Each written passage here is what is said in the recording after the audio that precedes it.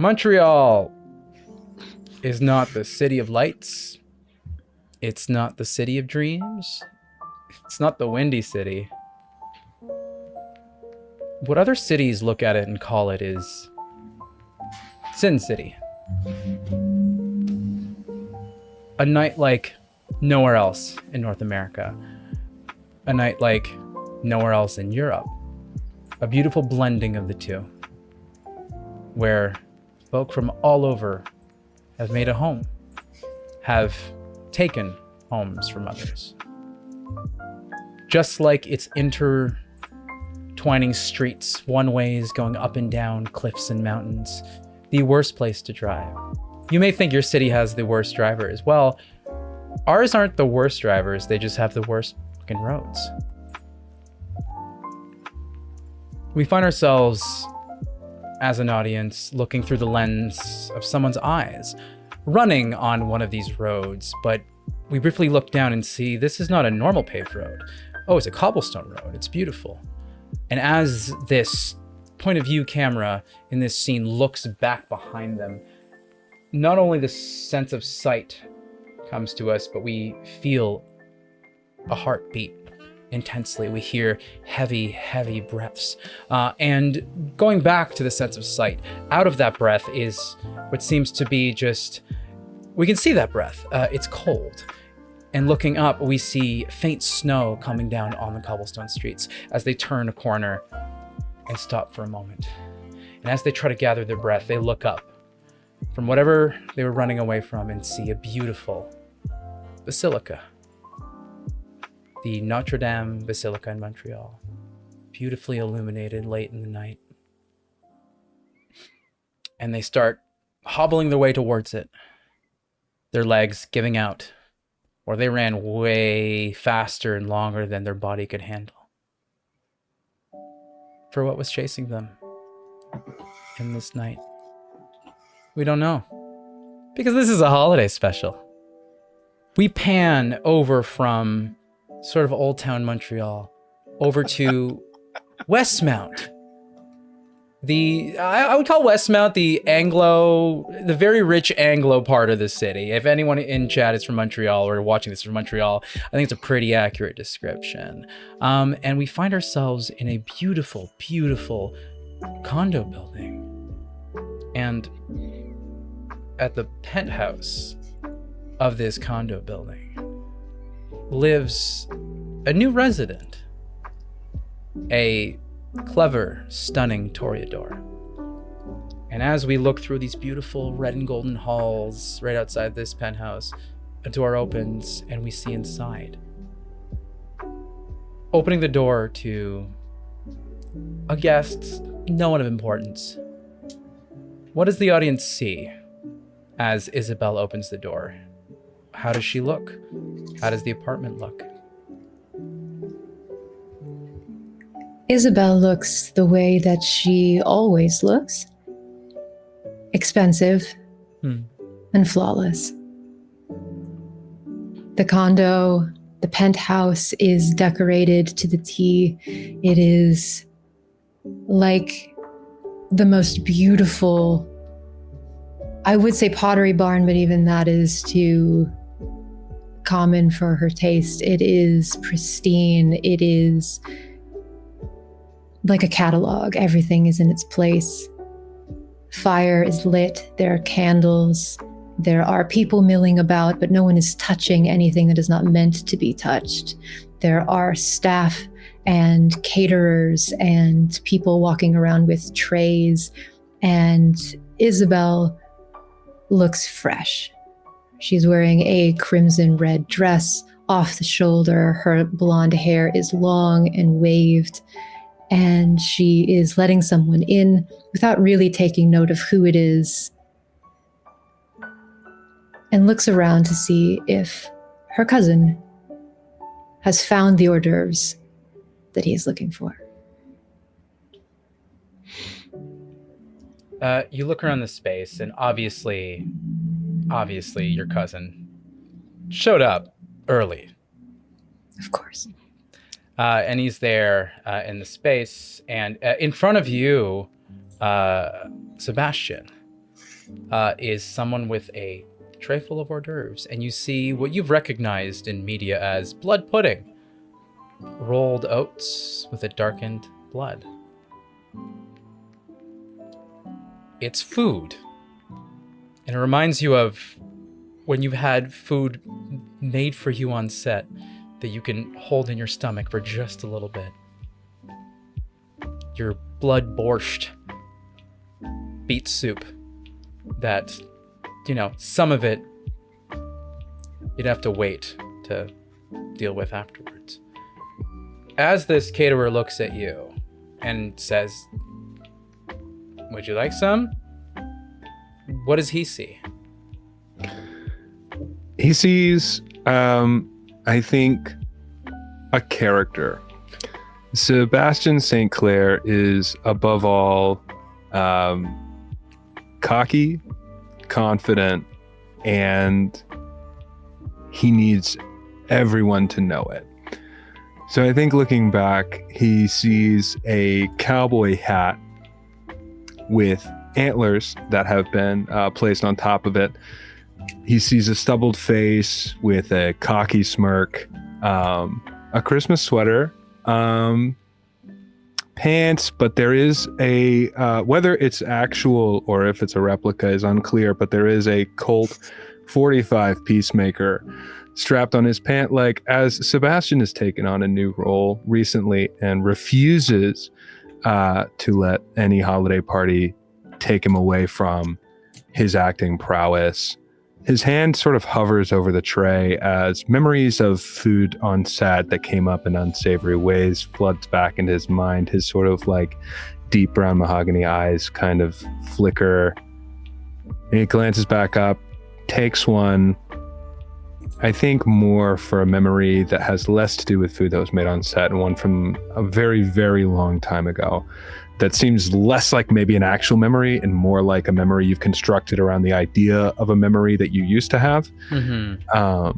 And he takes it, holds it, and in the most put on but believable cowboy accent, he tips his hat and says, "Thank you. I appreciate it." And he turns around to look and see if he can find his cousin, because he's kind of grown a little bit bored being in the company of people who are less interesting than she is. You immediately turn around and see your cousin kind of looking at you with the hors d'oeuvre in your hand.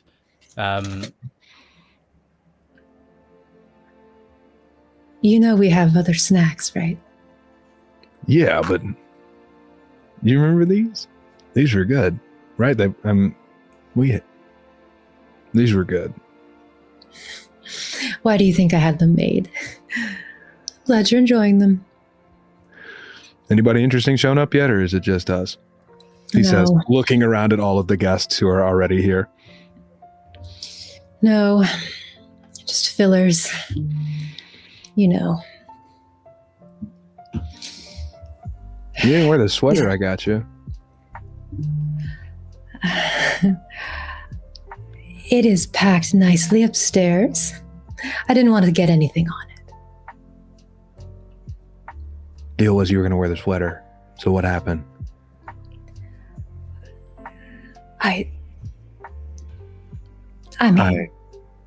What? This is new. Okay. I picked out the sweater. Listen, I picked out the sweater especially. Okay. You're supposed to. This is how this works. We have a holiday party. I pick out the sweater. You wear the sweater. What happened? I found something more suitable. I'll wear the sweater tonight. Oh, boring. Fine. Wear the sweater tonight. I hear you. And we can do you want to read the story like we always do? Yeah. I'll wear the sweater if you read the story. Okay, fine. I'll read the story. Obviously. I mean, who else is going to read the story? Who else is You wear the sweater. Okay. Look how that worked out. You should have just worn the sweater. Oh, you should have just worn the sweater to this party like we agreed on, and we wouldn't have this conversation. It's a good sweater. What do you think Tempest is going to wear? Oh. You hear the door knock. Mm-hmm. Do you want to get that, or you want me to get that, or you want somebody else to get that, or? Don't trouble yourself, cousin. I'll get it. Yeah, I'll walk over to the door. I'm going to eat the hors d'oeuvre. You eat it. It's really good. It's this strange synthetic sort of oat that dissolves, and it's not like the strange blood borscht soups you've had before where your body can handle some of it. It feels a little different. You'll figure it out in a little bit. These are good. These are really good. I don't know where you got these, but these are good. This will be interesting. And I open the door.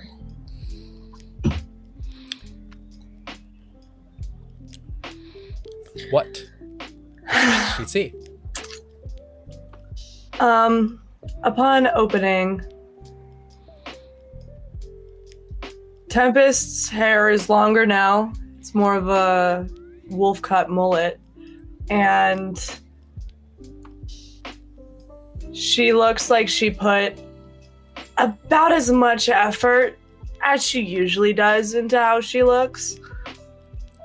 Although she is San's, gross jacket. So there's something there. Oh. Tempest. I wore my best collar for you. I step forward and I tug at it just a little bit. Huh. Hey now. Usually gotta use a safe word before you start pulling out collars. Isabel audibly rolls her eyes and steps inward to let Tempest into the apartment. Oh, I'm being invited in. How dangerous. What wonders will cease? Enjoy yourself, Tempest. Oh, I wanted to mention, I invited a friend. They're local. So, yeah. I don't Thought it might be recall nice your to see invitation you. having a +1, Tempest. Well, since you're starting over and everything is different, I thought it might be nice for you to meet a new contact. You know, it's not exactly Brooklyn anymore. No, it is not. Booze? It'd be something like that. Is that Tempest? Sebastian, my favorite. I wrote on your invitation that you were supposed to wear something nice. What is this? I did. This is my best collar. It's her best collar, cousin. No, it's not. Can't you you have tell? better collars than that. I'm sorry, have you seen my collection? Haven't I? I suppose it would be rude to turn away whoever it is that you've brought with you. Wait, what's going on? I invited a Tempest friend. brought a friend. Who? What? When? Why? Because they're good people. Okay, but And that's coming from you. So, who? What? When? Why? Sebastian, can you trust me for more than 5 seconds? Considering Stop. that we have been through hell together, I would assume that maybe you could give me just a little bit of room. Now, I'm going to pose this question to you. You answer it however you feel is the most honest. If I pulled up to your place and said, hey, don't worry, I invited a friend, would you trust me? You know what? I just might. See, and I just might trust you, but not a ton. So I guess Look we'll at see. that. Gang's all Christmas spirit. I'm here. gonna go Christmas get another spirit, hors right? d'oeuvre. I mean, the gang isn't all here. Technically, we're still missing one. Arden, right. She's not. No, she's not here yet. You see the bathroom door down the corridor, sneakily try and open, and Arden gestures for someone to get out of the bathroom. Pretend trying to sneak badly, and just kind of wipes her lip and then straightens her dress and walks over to you guys. Huh. What does Arden look like? Arden has changed minusculely, but not that much. She's still incredibly pale, but now she is dressed almost like a mini-me version of Isabel, very expensive, trying to appear more put together. But she's also dyed her hair a darker color and is giving a almost wannabe vampire look, in the sense that she's wearing red eyeshadow and darker eyeliner and trying to be a little bit more Bella Swan-esque, I guess is the best way to put that. She's been watching a lot of Blood Moon. She's been Good show. she's been watching a lot of vampire media from the 90s and early 2000s, and it shows. Arden, you look lovely. Thanks. Merry Christmas. I can't drink this, can I? Where did you get that from? One of the trays, it looks like champagne. What color was the tray? Silver? Go find one of the gold ones. Those you can drink. Understood. All right. Arden, you make your way to one of the golden trays, and you see this young, probably in his like mid-20s, looking a man, and he is, like always, you can feel the beat of one of the biggest veins in his neck, as you always do. Yeah. You were getting used to always having that bass hunker. And he looks at you, and he's like, oh, would you like some champagne, ma'am? Yes, thank you. Of course. What's your name? Arden. Ah, Arden. Nice to meet you. Here. Are you meant to ask the guests' names? Oh, doesn't. Sometimes we do, sometimes we don't. It's really up to us, Tempest is going to slide up behind Arden and is just going to go, "You dyed your hair, but you're giving out your name."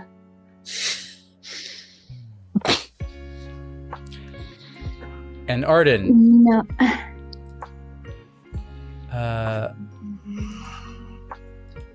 Sorry, I was like reading something. Yeah, it's been a while since you've. How long has it been since you've given out your name to someone? Just introduced yourselves to someone. I feel like I do it often, but accidentally. It's out of habit. Mm-hmm. Arden was never cool or very good with charismatic things. She was studying history in Brooklyn as an exchange student and lived with roommates she didn't even get on with. So she answers anyone who asks her her name because that's how you do things. That's how you be polite, and immediately regrets it because Tempest saw it happen. So she's going to giggle badly and look at the gentleman. That's what one does when they're flirting, right? Oh. And he blushes a little bit.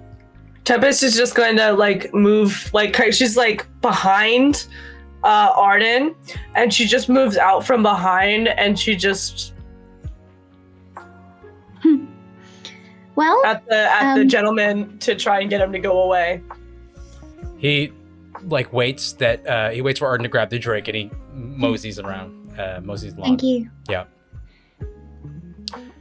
At that moment, one of your guests, Isabel, wearing just a lovely easy suit, older gentleman, in his maybe mid-50s, a certain doctor that you know, that supplies you with a lot of blood bags, as there's plenty to go around here in the land of free healthcare.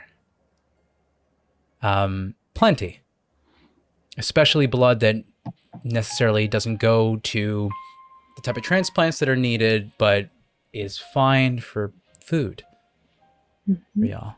And so this is one of your caterers. They are human. They're alive. And he looks at you, and you see Dr. James. I hope everything's going well, Isabel. Everything is going quite well, Dr. James. Thank you so much for everything. You've been such a help. Of course. It's my pleasure. Look, I'm just hoping that the individual that you told me to be here later tonight is going to be there.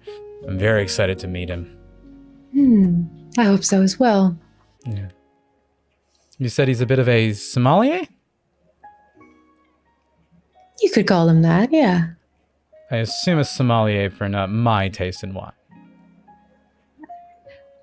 Yes. Right. It's a bit of an acquired taste for some. I'm aware. All right. Silver trays for me, yeah? Silver trays for you. All right, sounds good. Have fun. If you're feeling adventurous, why don't you try the blood pudding? You know, I know what that would do to my stomach, and it probably wouldn't bode super well. I need you to know that the fact that there's free healthcare in the UK is actually a really good thing, because their diet's horrible. It's just really bad, and all we eat here is gravy. On everything, essentially. Well, thank God we're out of the United States, right? Welcome to Montreal. Thank you. Yeah, your FDA. Enjoy the bar. Turns around. And there's a moment that, Sebastian, you garner, a lot of the staff is not used to seeing someone open carry a gun. And you're reminded that doesn't exist here. The laws are very different about guns. And you also remember when you were briefed, the two of you and Isabel from Venin, where, hey, we don't use guns in Montreal because they draw attention, a lot of attention. You're an actor, no biggie. But you do know that this is a different land. Outside of the apartment,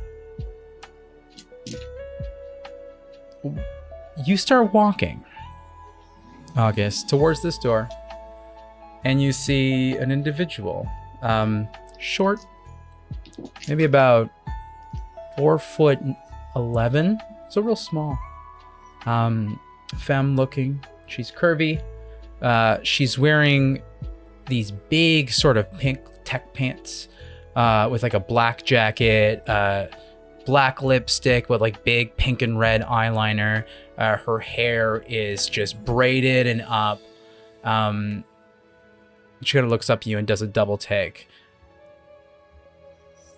And then kind of looks down as you walk by. Argent clocks it. Uh-huh. And slows down. To them, it feels like minutes are going by, but they recognize that for this person, it's just barely a slow-mo, and kind of lets them drink in as much as they like. And once they're already beyond the girl, they kind of flash a smile over a shoulder. What do they drink in? What do they see when they look at Argent? Argent August is about 5'6", 5'7" in bare feet, but is wearing a pair of platform Doc Martens with they're kind of like a knee-high boot that has like a holster on it that has kind of shiny patent leather fronts. They're wearing, they're curvaceous. They're wearing some really super tight skinny jeans that are black, that are kind of like this black acid wash. They have a little crop top on that's super low cut, a modest amount of cleavage showing. And they have kind of like a ripped up, but on purpose, very covered in other punk bands and, secret symbols and all that stuff, patches and pins all over. They are black. They have big natural hair that's kind of pulled back and up into huge puffs. A big kind of cascade of it coming down the front. Goth makeup on. Everything looks perfectly in its place, though. Like, if you look at this person in the hallway, they look good, but like they've tried.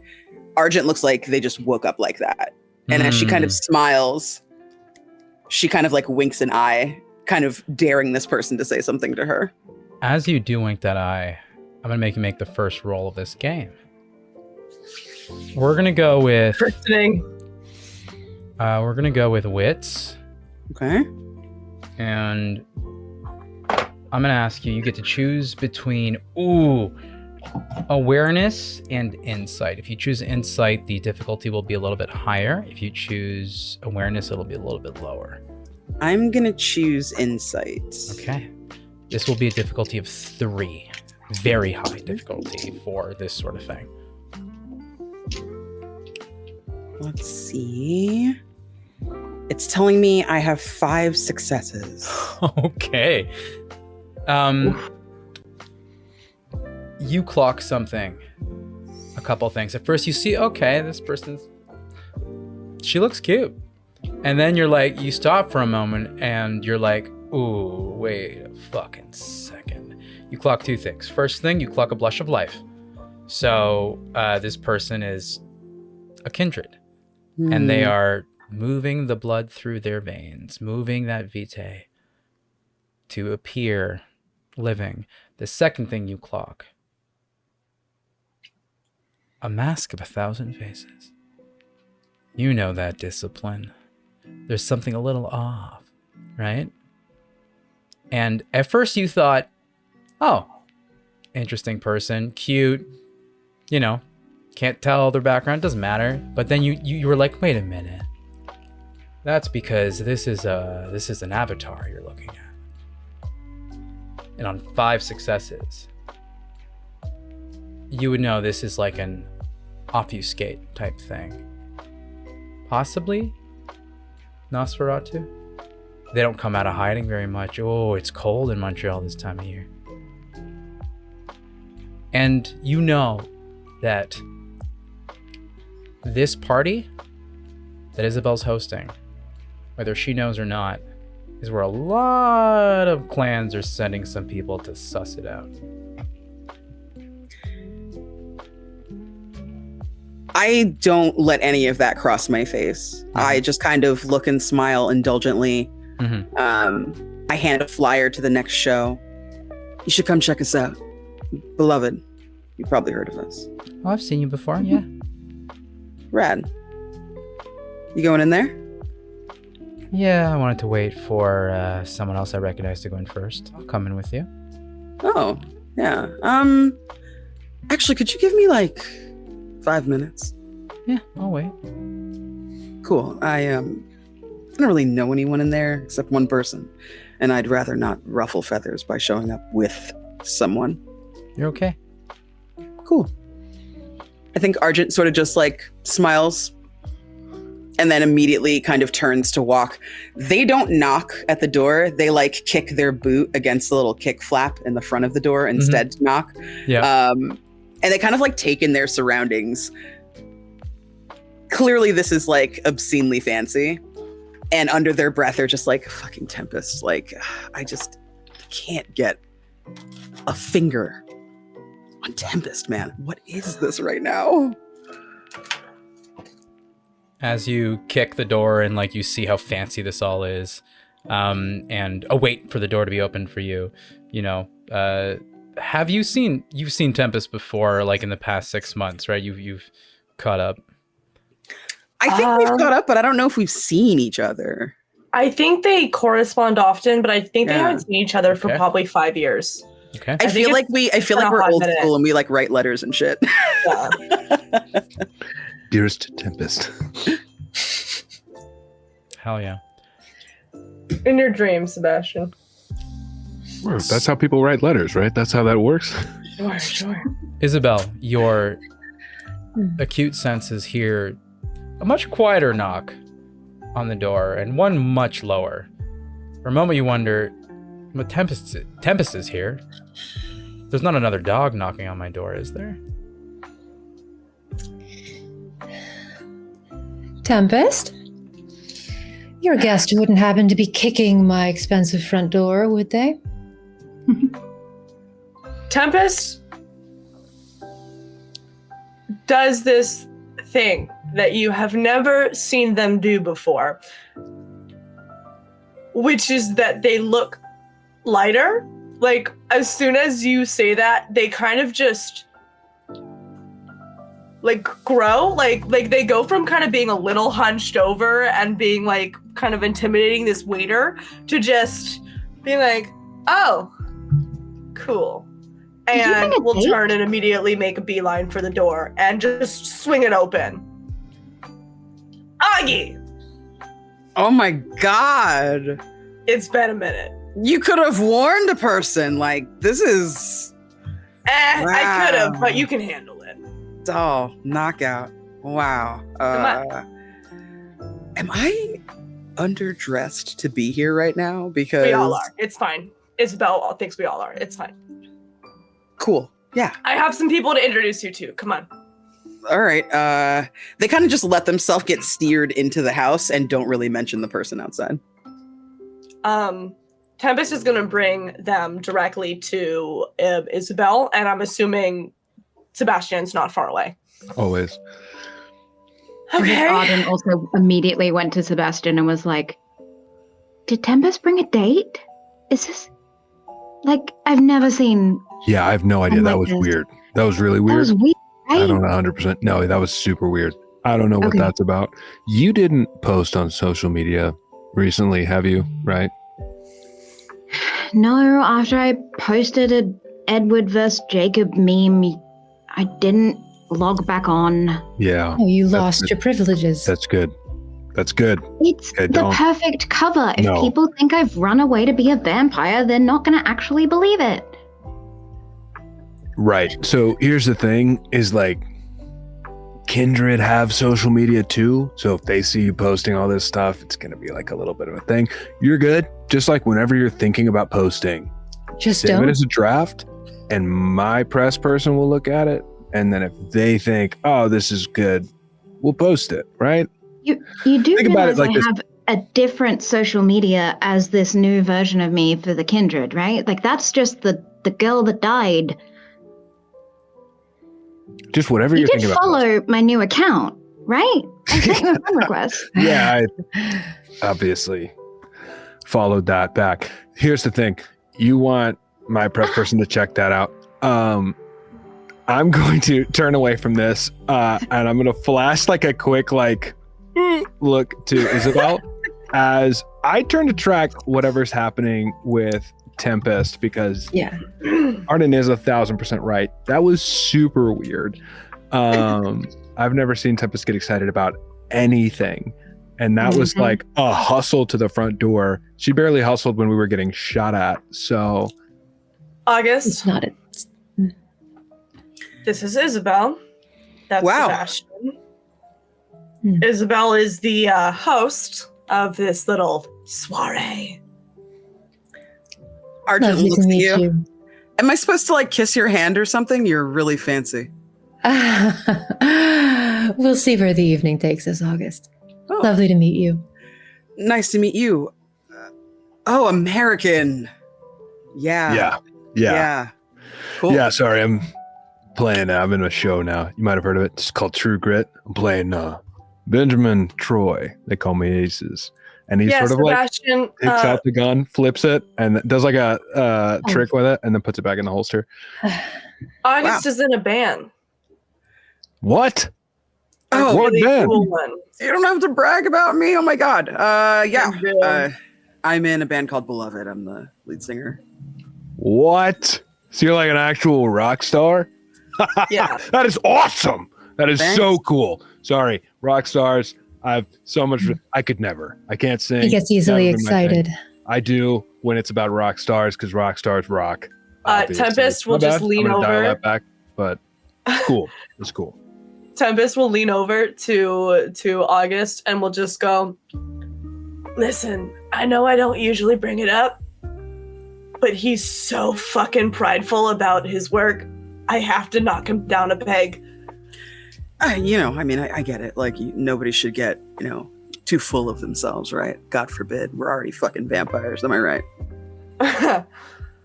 Oh yeah, and Arden. I'm right here.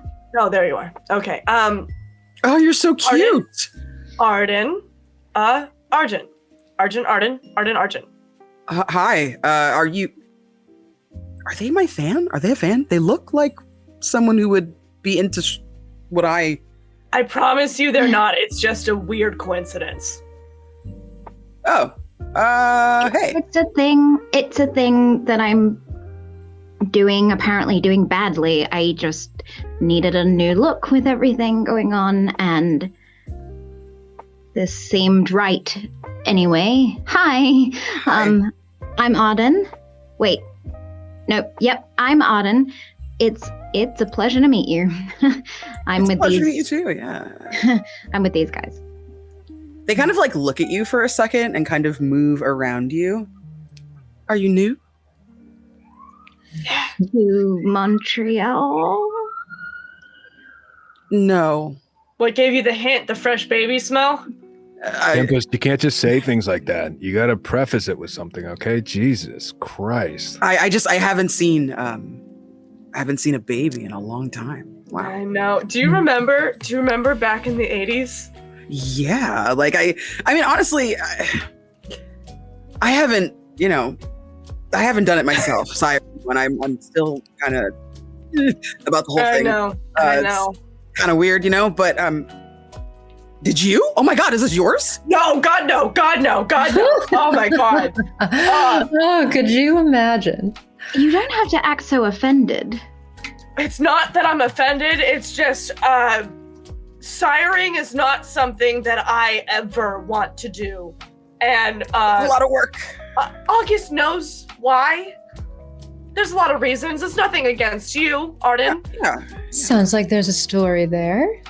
Yeah, I think if you had told me that there was a baby, I wouldn't have made such a big deal. And now I feel like I've made things weird.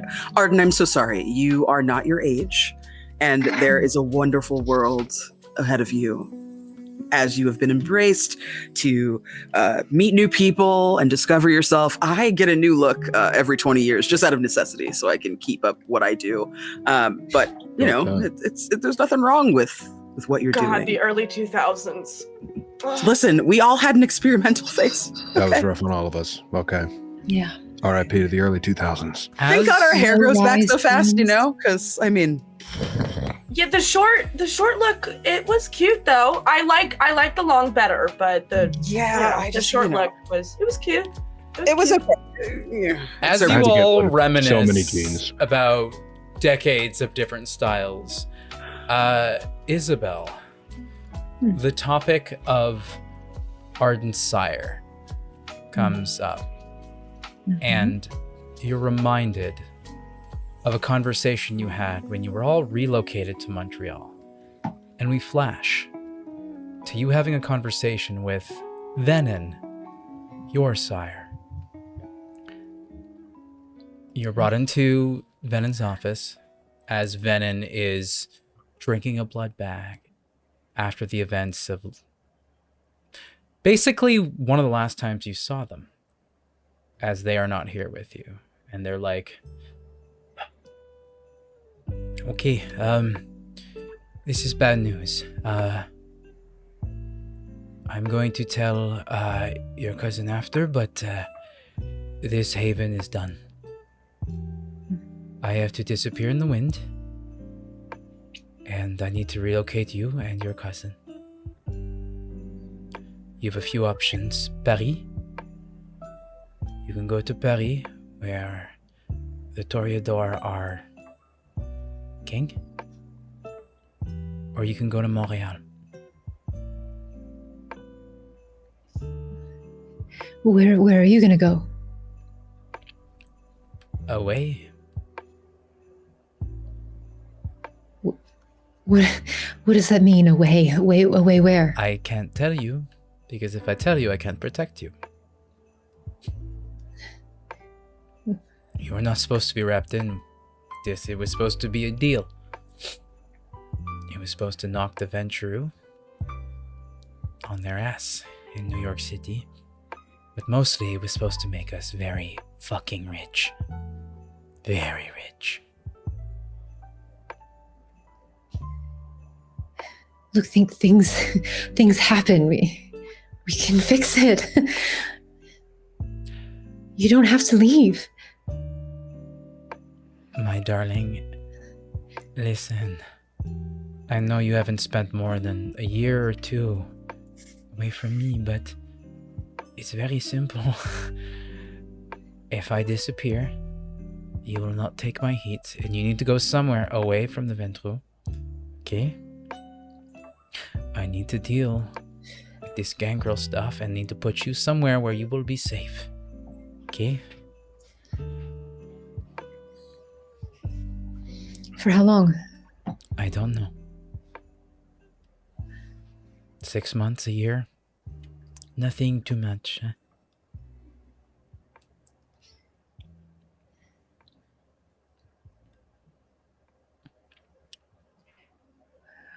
Okay. Information got leaked and the Venture were very, very angry. But the two cities they would not go to. They would not go to Paris because they do not want to piss off François. And they would not go to Montreal because the Bruja there would eat them alive.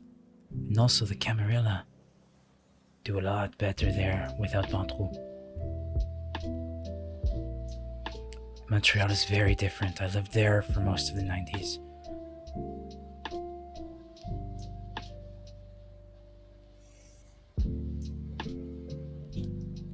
Okay. Montreal it is then. I will relocate you. Do you want to keep the caitiff, the kid?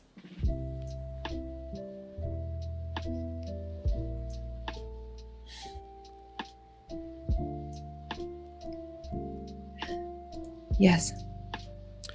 Okay. Then happy Mother's Day. From this point on, you are their sire. And if anyone asks, especially in Montréal, they are Toreador. Okay? Tu comprends? Oui. I love you, ma chère.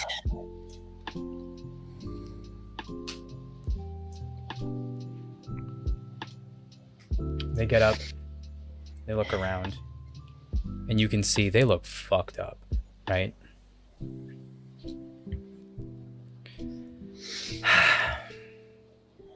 They put on their glasses. They mix up their hair. They put their scarf back on. Their small red-tinted glasses. I know I just got stabbed a bunch and shot a couple of times, but tell me I look good, please. I'll move forward and kiss them on both cheeks. And as you kiss them on both cheeks, just like we hear at home, you hear the sirens of ambulances, fire trucks, police cars, scour around the city for that nonsense that happened just 6 months ago. And we flash back to this party where the door knocks.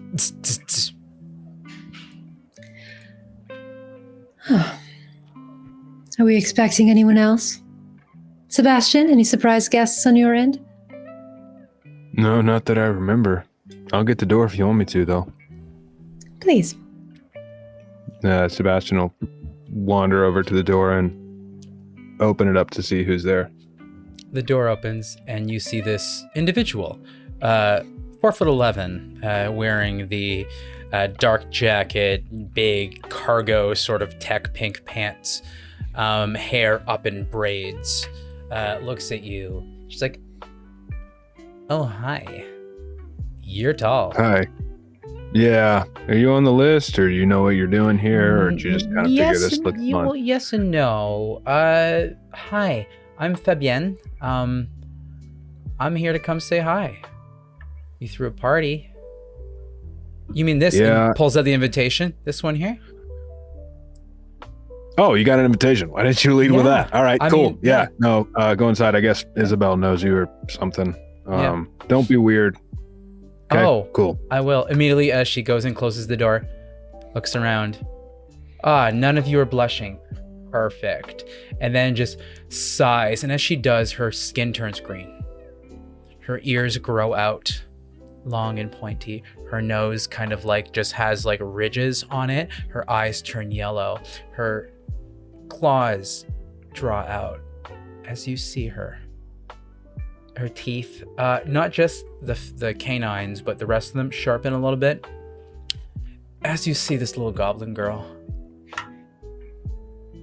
And you now recognize her a little bit more. You had a few ideas, Argent, but this little goblin girl, Nosferatu.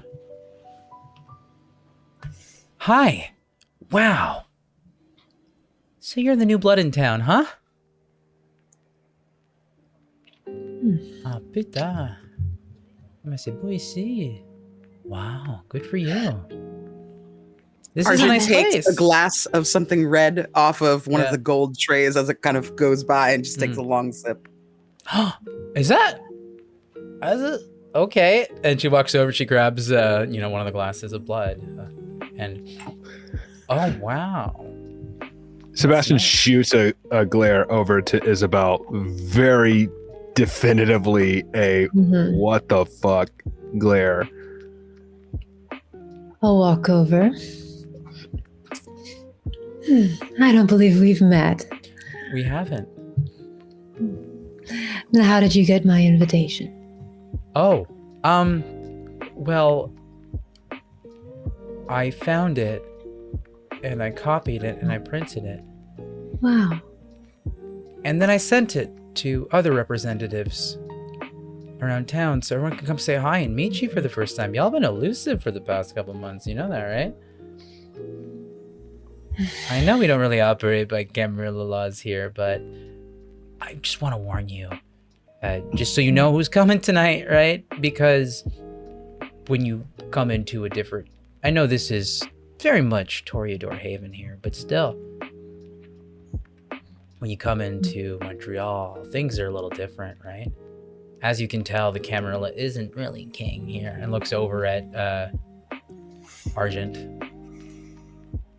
Things are different here. They're a little, it's about the friends that you make a little bit more, than the blood that runs through your veins.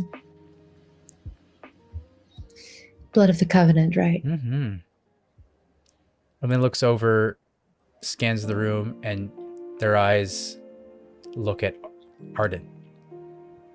And then look them up and down, and they go like, oh.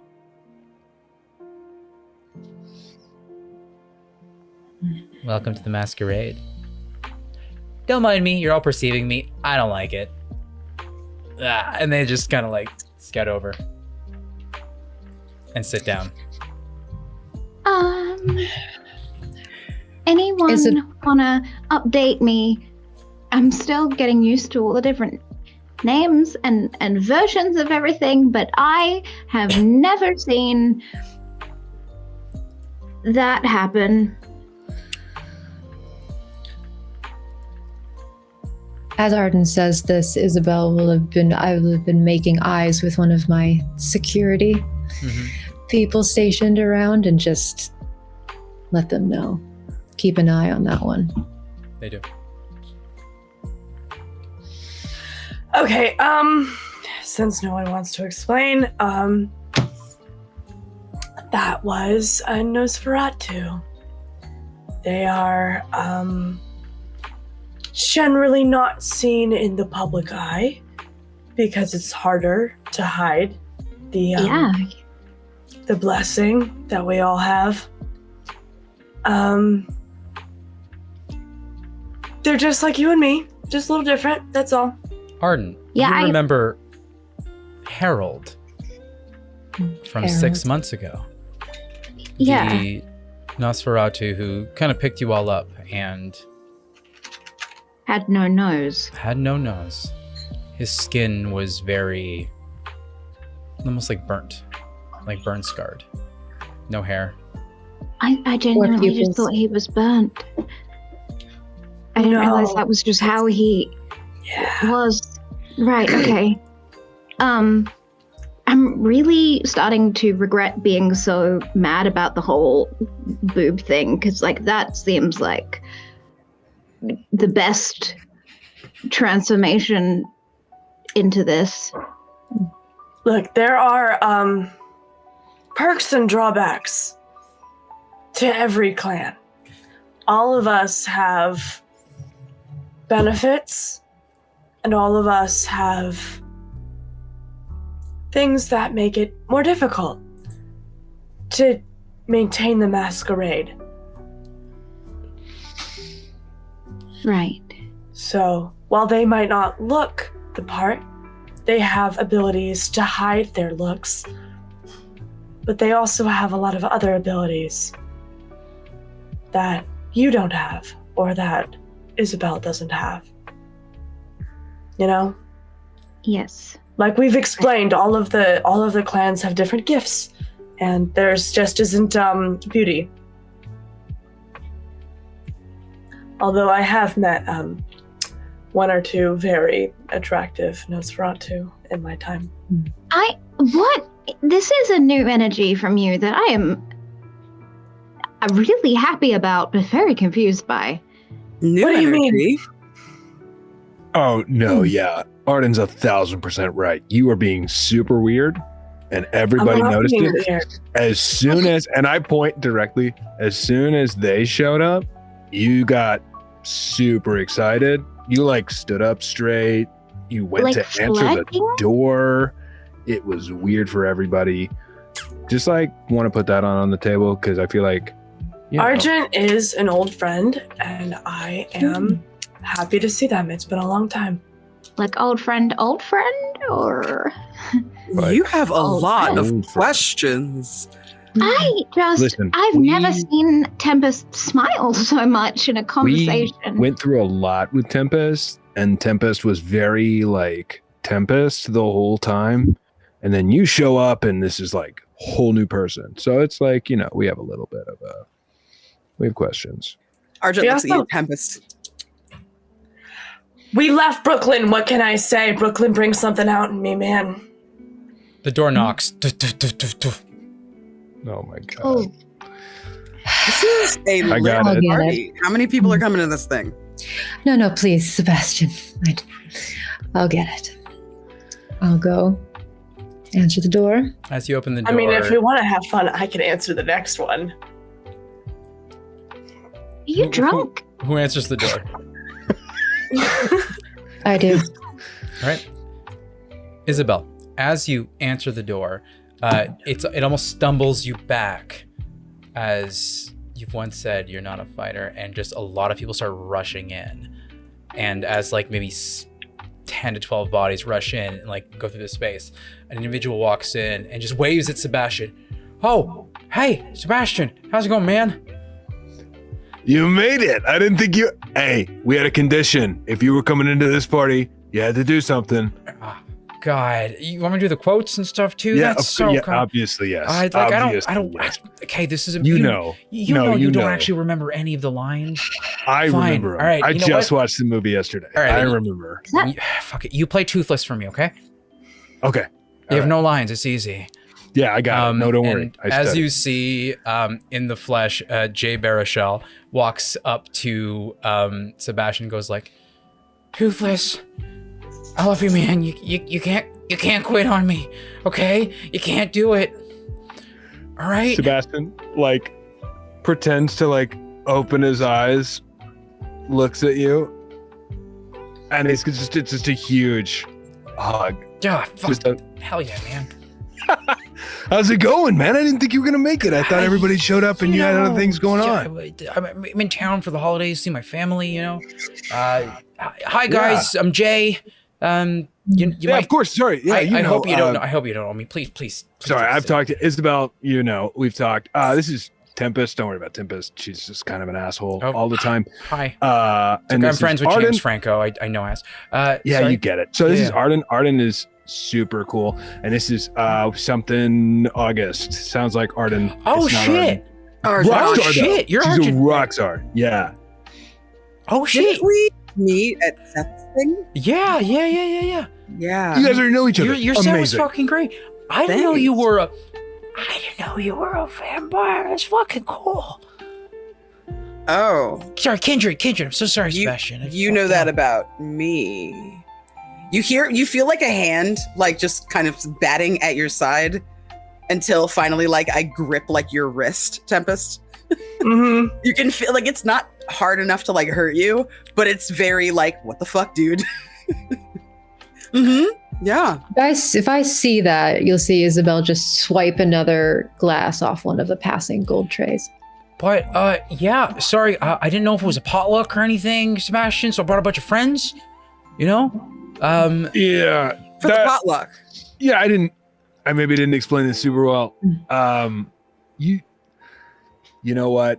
It's fine. They're all here. Next time though, if I'm inviting you and I'm like, hey, it's Isabel's party, which it totally is. oh shit, man, probably- I'm so sorry. Hey, you did it. It's done now. It's fine. You're chill. Next time though, let's like dial it back in and maybe like just you. But who specifically did you bring?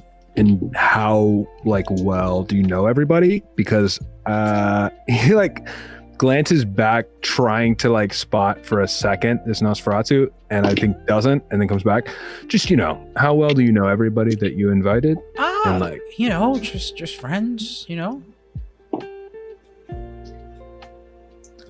you can hear You are what that sounds responsible like, for right? them.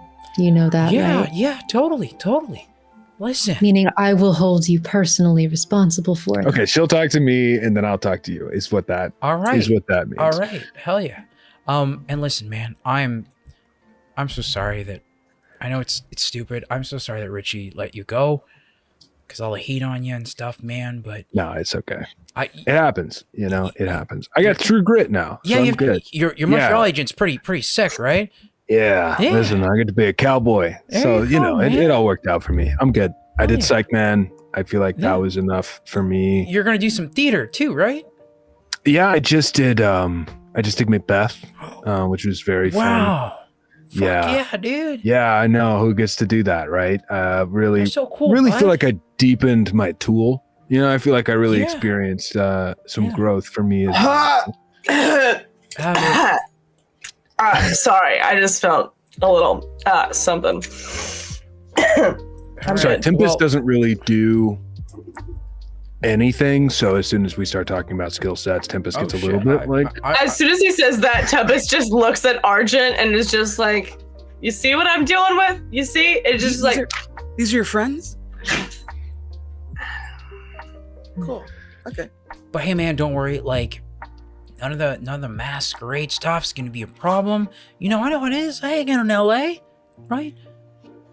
Don't Like- you have like a whole movie that's just like semi-autobiographical about the end of the world where you tell everybody everyone's business? I mean, that wasn't actually real. It was just like a fake shtick of myself. Like I didn't tell anybody I have a kink that I just want people to on me. Let me just say, and I want all of you here for me to say this. If you could just, when you inevitably make some kind of like hilarious vampire movie, Mhm. and you feature all kinds of outsized, out of proportion actors playing other people who may or may not be at this party, could you just maybe forget I was here? Because I work really, really hard to obey the masquerade, despite how I might personally feel about it. And I would really prefer to keep it that So way. you don't want to be in the movie. I mean, I'll do music for the movie, but I don't want to be depicted in the movie. All right. Local Montreal talent. I could sell that. yeah, you see what I'm saying? This is good. Yeah, this is good. Yeah, This is yeah. good. We can make this work. right, Did he local. bring sure. people as the potluck? He think so. He brought Yeah. the potluck. So That's yeah, the if potluck. anybody he showed up, I'm imagining. I like Turnip. They're cool. They're cool with. Like, are they No, cool? they know. Are they- They're all consenting and cool. everything, Yeah. right? Wait. So They know?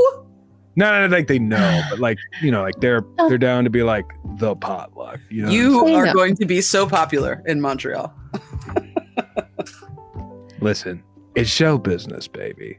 It's show business. Look, they're either cool or I make them disappear. All right? I'm Jay fucking Barisha. This is Jay's why I love brought- you, man. This is why I love you. Fuck yeah. Jay's dude. brought what we might consider the first tier appetizers of the evening. Right. I'm We not allowed to be also fed have- on yet. Looks at Isabel. Yet. I'm part of the flight. That's for later. We have a holiday flight for this evening as well. Depending on your tastes, what you're in the mood for. We have it.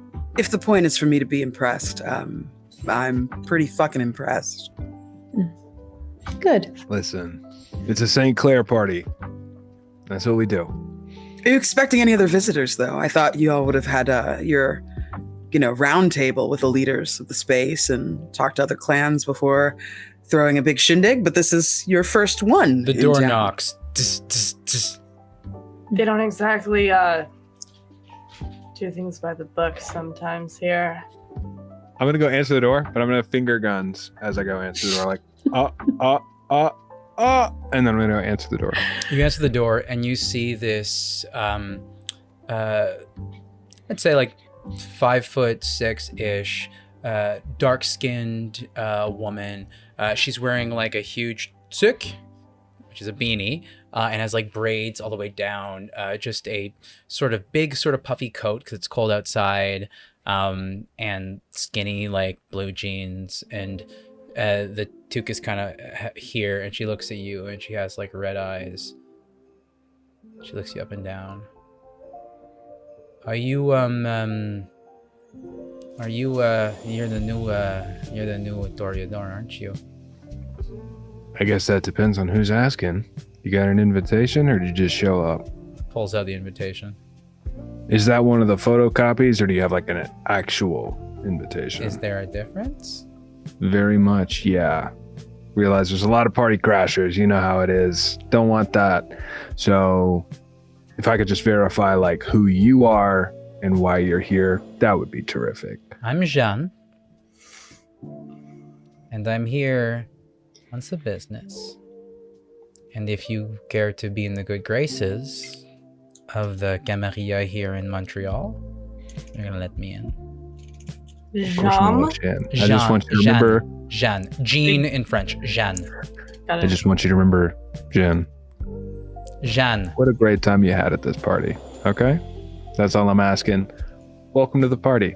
Merry Christmas, happy holidays, whatever it is that you do, we do it here. She walks in and instead of like crossing towards you, like stops like side with you, and well, I guess how good the time I will have is how good you and your cousin are as hosts.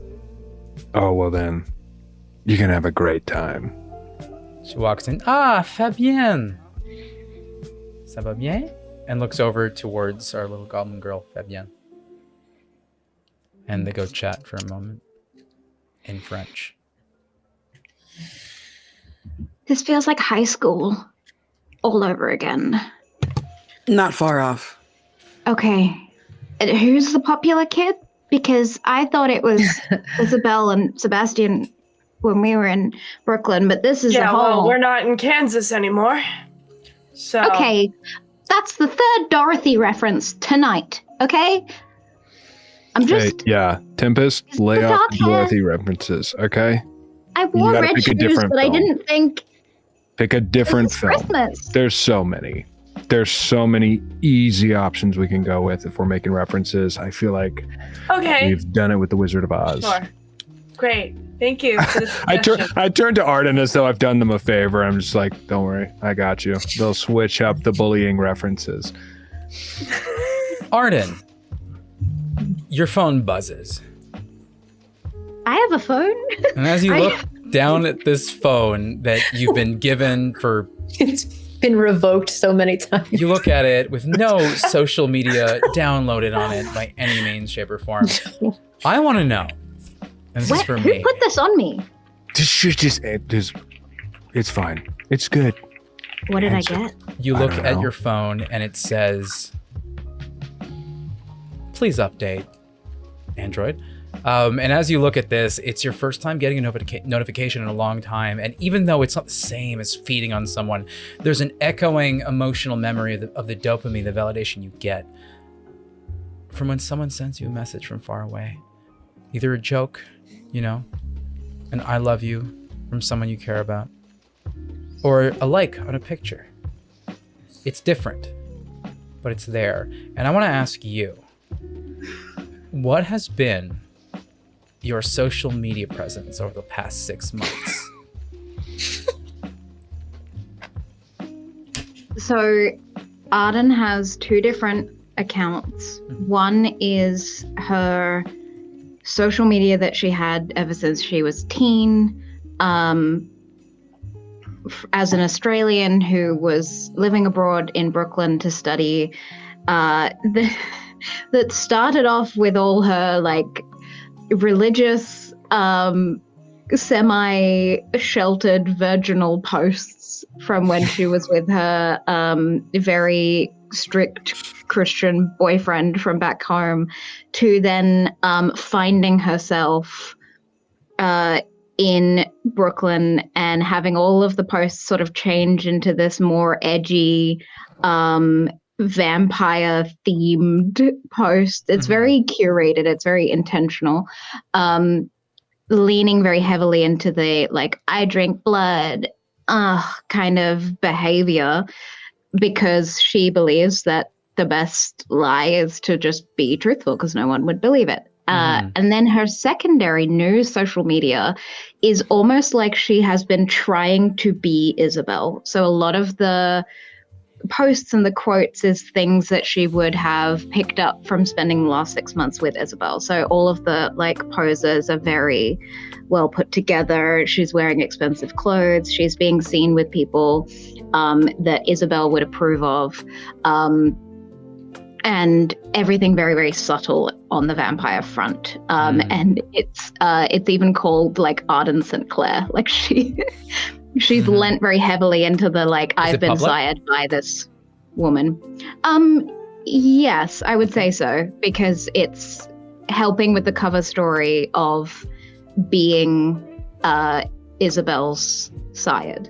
Okay. Isabel's child. Hell yeah. So It is, I think I should say, despite the reaction, it is officially followed by Sebastian St. Clair. So anybody who's followed that particular of the 3, that one is followed by Sebastian St. Clair. Okay. Brilliant. And next question on that. What's your contact been like with your parents for the past 6 months? Oh, she's full on.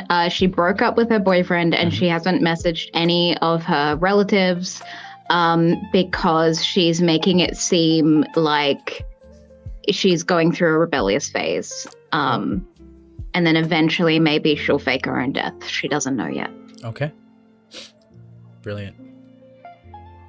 So, as you look at your phone and you have that, I guess you need to format it. You don't remember how you got this phone, but it's there. I guess I start formatting the phone. I update it. You update it, and it starts updating and downloading and connects automatically to the Wi-Fi here at the St. Clair penthouse. And August, as you are in this space, with your old pal Tempest, also just feeling for the first time in a while outnumbered with Camarilla in this space. The door knocks again. Duff, duff, duff. Do you want to retire with one of the what would you call them, side dishes to a room, Tempest? Maybe we can enjoy a little bite. I don't know. Yeah, sure. All right, yeah, that's fine. I got it. Sebastian's going to go answer the door again, much less excited about it than he was last time. Yeah. Arjun is already starting to kind of make their way to a room, but lingers extra slow, being nosy, watching all that go down. As you open the door and you start lingering, and so you, Sebastian, you go towards the door to open it. Tempest and Argent, you start lingering towards a room, kind of nosily looking out.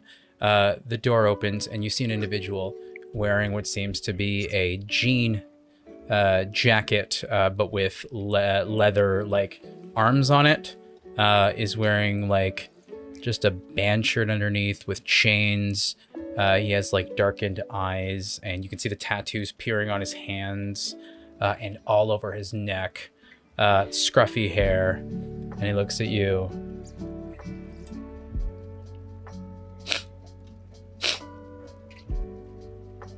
Huh. I don't believe I've smelt you before. Good. Okay, so I'm at the right place. This is a gangrel. You're gonna roll something for me. Okay. You're gonna roll wits and investigation.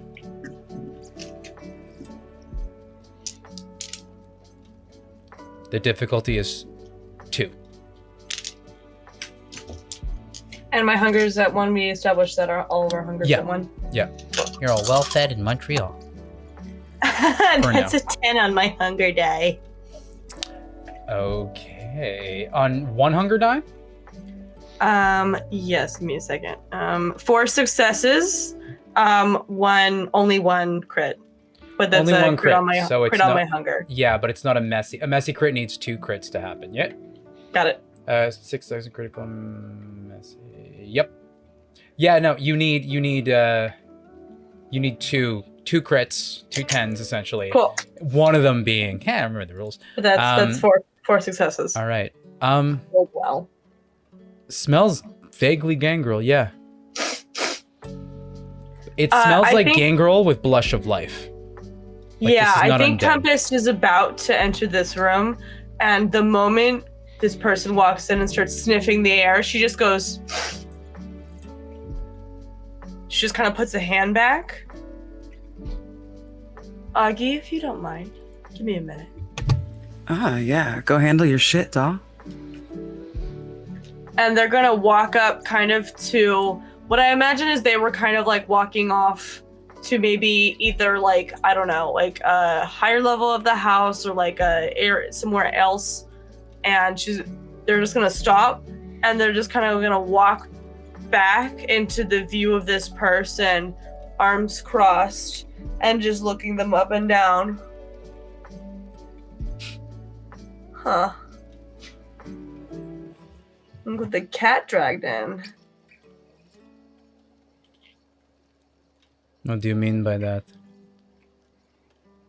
I mean, I could smell you from a mile away. So your nose is good, but it's not that good, is it? And he gets closer to you. And closer. I guess I just like step awkwardly out of the way. And I'm like, okay, please. And he gets right in front of you, Tempest. Am I supposed to be intimidated? And as he does, your nose now catches it. And he says to you, right, a pup from upstate New York, eh? You're not used to a real dog, are you?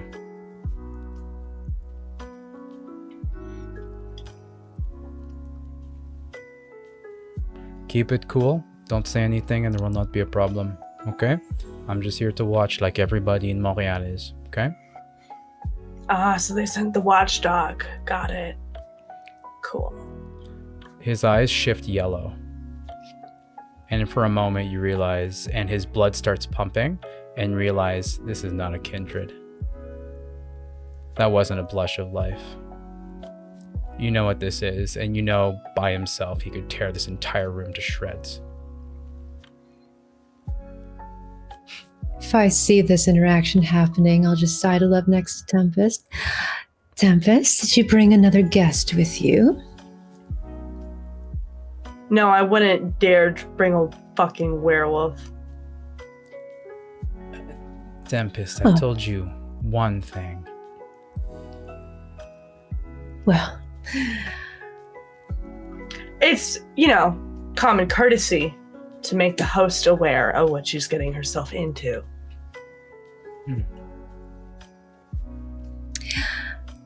I don't think we've been formally introduced. I'm Yeah. Isabel St. Clair. Isabel Yeah. St. Clair. Pierre. Lovely to meet you. Please, help yourself to some of the hors d'oeuvres. The ones on the tray. I can eat both. I know you can. I think Arden settles up next to Sebastian. Are they flirting? Or is it antagonistic? I can't tell. Isabel does this a lot. It's kind of the same thing, but this is an intimidation. You can tell where the glass is. If it's here, that's flirting. If it's up here, You know I can hear you, right? Yeah, I know you can hear me. Okay, you're like 2 feet away. Listen, you walked in here and you definitely gave off I want to intimidate you vibes, which I respect. I'm here for it. You gotta expect we're gonna give them back. That's the game, right? You're here for the game. I recognize you. I bet you do.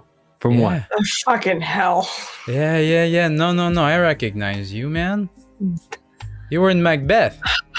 Yeah, I was in Macbeth. Yeah, at the You Centaur saw it. Theater. Yeah, no, it was good, man.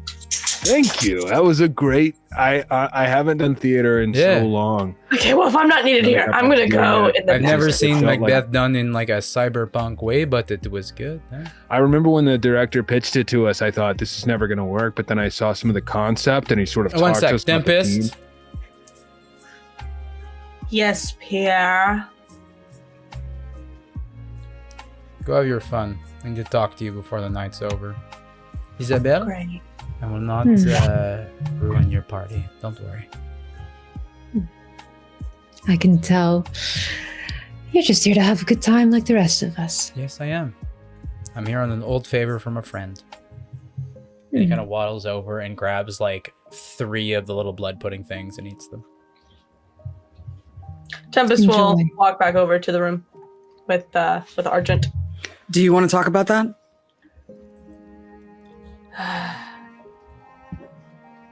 It's weird because I have animal energy, but I have different animal energy, and it's weird.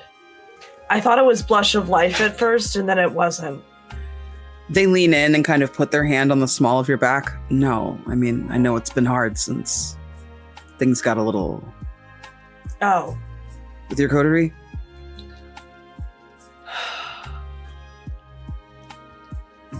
I mean, I knew I was walking on thin ice, 2 decades ago? You knew that? I knew that. But, I don't know. I'm tired of sucking up to Camarilla. Yeah. I was given an opportunity to be on my own for a bit. And I'm doing my best in the meantime. And we ran into some difficulty. You know that I trust you with my life, my undead life.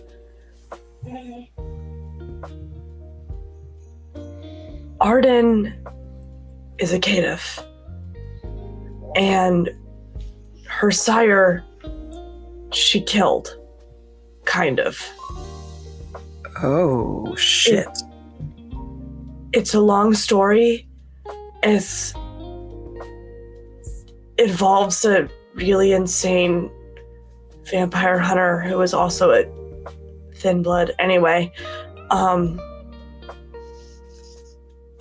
long story short, we're kind of taking care of her now. And every time she asks questions, I just see myself.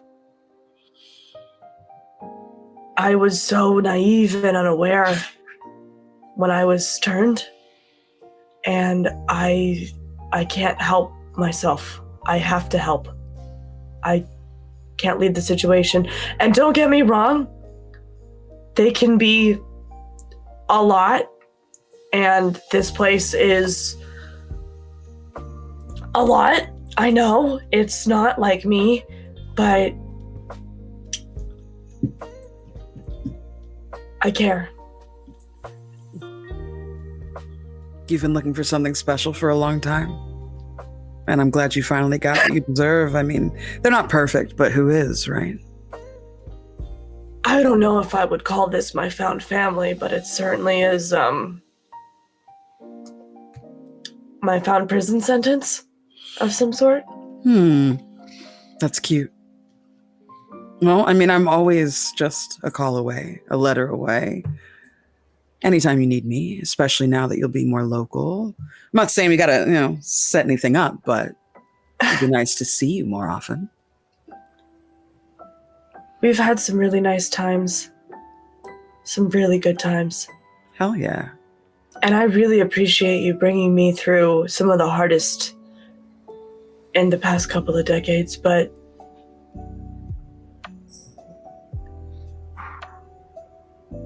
I think I actually want something serious for once, and I know that sounds insane coming out of my mouth.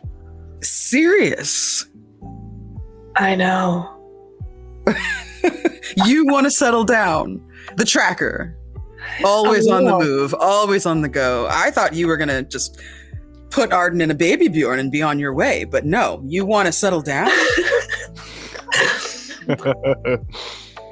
I don't know. I feel pulled in a lot of different directions right now, Augie, but these guys bring something out in me, man. I don't know what it is.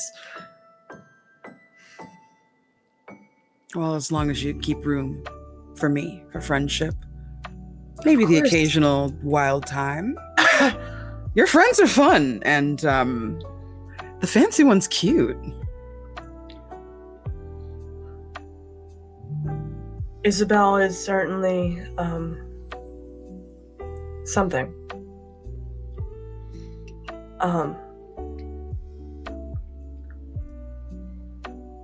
Look, I'm really glad you're here. Same. I really missed you.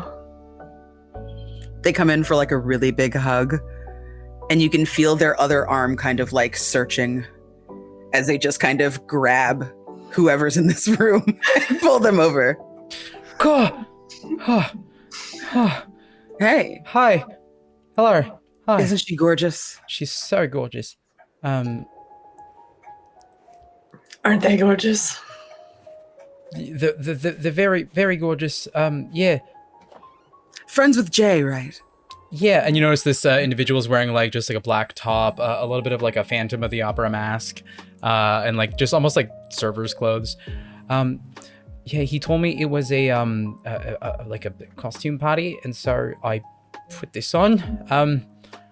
I don't know why I got dragged in here. Shh. It's okay. You're with us.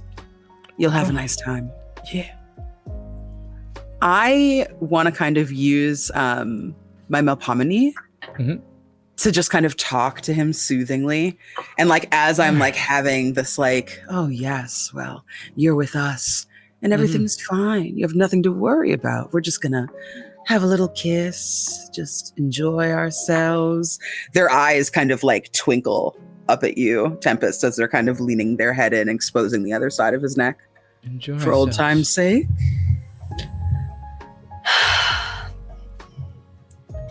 For you, anything. As you calm this individual down, and you start biting into him and feeding, we're going to cut out to the outside part of the room. What are Arden, I will be right back. You're good. Isabel and Sebastian doing? I think as soon as Augie put their hand on Tempest's back in that way that they did, Isabel would have been just keeping aware of where they are, what's happening, and that they're standing in the doorway. And as they move back further into the room, she'll just turn to Sebastian and Arden. How's the party for you two? You enjoying yourselves? Are you enjoying yourself? You look I'm fine. put out. Put out? Why would I be put out, Arden? Sebastian There's just cocks an eyebrow. There's a lot of people here that you didn't invite, and you were very specific about party conditions. You chose the dress I'm wearing, and This is a carefully curated party for very specific people, and some new folks are now here that I have not vetted, nor do I know what they want or what their history is or where they've been. So that's a yes. But it's fine. Okay. Yep. It's fine. So it's not fine. It's Christmas. Can we talk just like Isabel and Normal Sebastian and Arden? Arden, I guess. Like, this is bad. This is not good. No. Are we being spied on? That's the impression that I'm getting. Yes. That this is all. It's not even spied on. Test. They just came in. They're and not told even me to being go watch it. secretive about it anymore. So, I What's the action plan? don't know. I mean, we were First of all, Arden, give me your phone. Of course, I found this in my pocket. Here. Thank you. It's updating something. What did you do? It said to Was it download the download? settings of Android. I don't know. I gave her an Android. You can't even do anything with an Android. It's fine. Did you put the baby settings on it? Like I Yes, told of you? course I put the baby settings. I had my press person, the whole nine. Everything we can do to it, they've done to it. You can't download social media. You can't post social media. It's fine. How is she able to download something? It's a phone update. Does Every this phone seem updates. like a regular update? Yeah. Phones update is about. I know you don't really do technology because you're like above that. It's about but giving phones, a roll. We're gonna do technology and intelligence. Okay. Remember, folks, you can always argue for any other combination. Just, it's hard without the context. If I give a context in a situation, it'll be easier. With this one, yeah, just do that.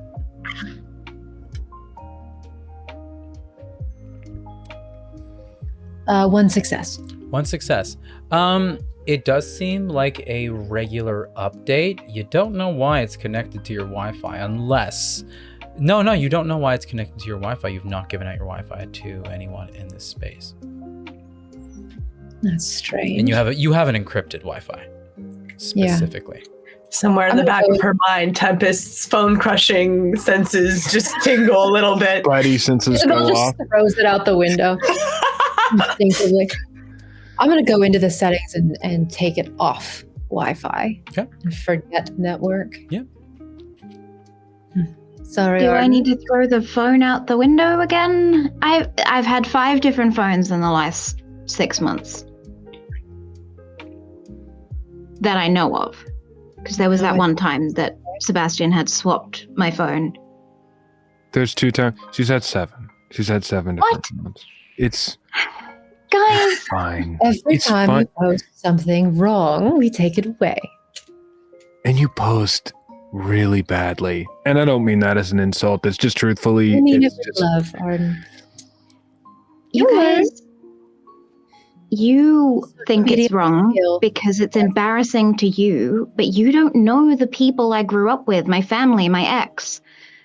They're going to believe those posts. Would Here's you the rather thing. that or the police come after you because you kidnapped a girl? I love your spirit. I feel like you've got a lot going on. Here's the thing. You're a St. Clair now, and the St. Clair name is different. So if you want to wear the St. Clair moniker like you do, and you do seem like you want to wear it, you got to act like a St. Clair. And I know that I look like an idiot, and I am. But I wear the St. Clair name with a purpose, because it means something to me. And it means something to Isabel. So if it's going to mean something to you, I need you to trust me that when I throw your phone away, it's for a good reason. I'm not just an asshole. I am an asshole, but I'm not just an Just asshole. an asshole. Or just delete the Arden Michaels socials then. If it's really that much of a big deal, just delete it. I want you to be able to be a part. I want you to be a St. Clair. I just want you to know what that means. And we got to be responsible with the things that we post. If I start posting about the amount of blood that I drink, you think I'm going to keep my social media account? You think I'm going to stay I have separate ones. Grit? There was a plan. Did you not watch the presentation I sent you? I made a PowerPoint presentation. It was themed with music from your show so that you would enjoy it. You did. When did this happen? Isabel, did you get a presentation? Did that happen? When did you send this? I don't read. Was this when I was in Macbeth? I didn't do technology while I was in Macbeth because I just felt like I was diving into character. So if that was in that time frame, I'm sorry. I'm sure I can scrounge around and find it. I'm sure it's very good. All I'm trying to say is delete the Arden Michaels social media platform, and then you can watch over the Arden St. Clair profile and see if you prefer that or not. Hey, look, it's not about you becoming somebody new, okay? I feel like it is. I feel like when I'm not behaving in the St. Clair way, or I'm being embarrassing to you guys, then I get called a baby.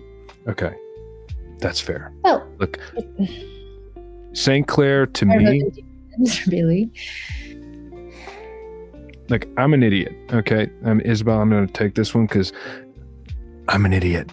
We've seen what I post. We've seen what I do, right?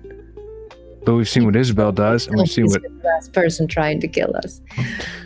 Isabel has a very different personality, persona. She's different than I am, but we're both St. Clair.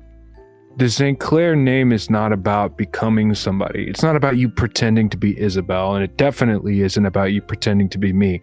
It's about you being you, and it's about you knowing that you is better than any fucking other person on this godforsaken fucking planet, and owning that shit, because for the past however long it's been, you've been posting like you need to be somebody else. You don't need to be somebody else, Arden.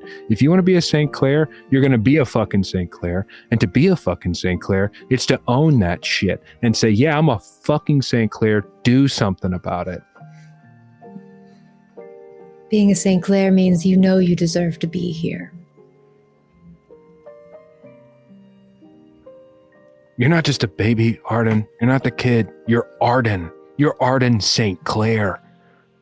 You studied art history for whatever that is. You know, it's cool. Own it. Rock that shit. Don't do this whole apologetic, I'm here, but don't mind me thing. You rock the space like it was built for you, because if you don't, somebody like any number of these fucking assholes that walk in here is going to make you feel like you don't belong, and you belong. Okay. Okay, I can do that. I can be me. I absolutely agree. And you hear a voice from the door frame in the apartment, and you see kind of leaning on it an individual, moderately tall, black suit, black shirt, short-ish beard, white around the chin, long hair, takes off his sunglasses.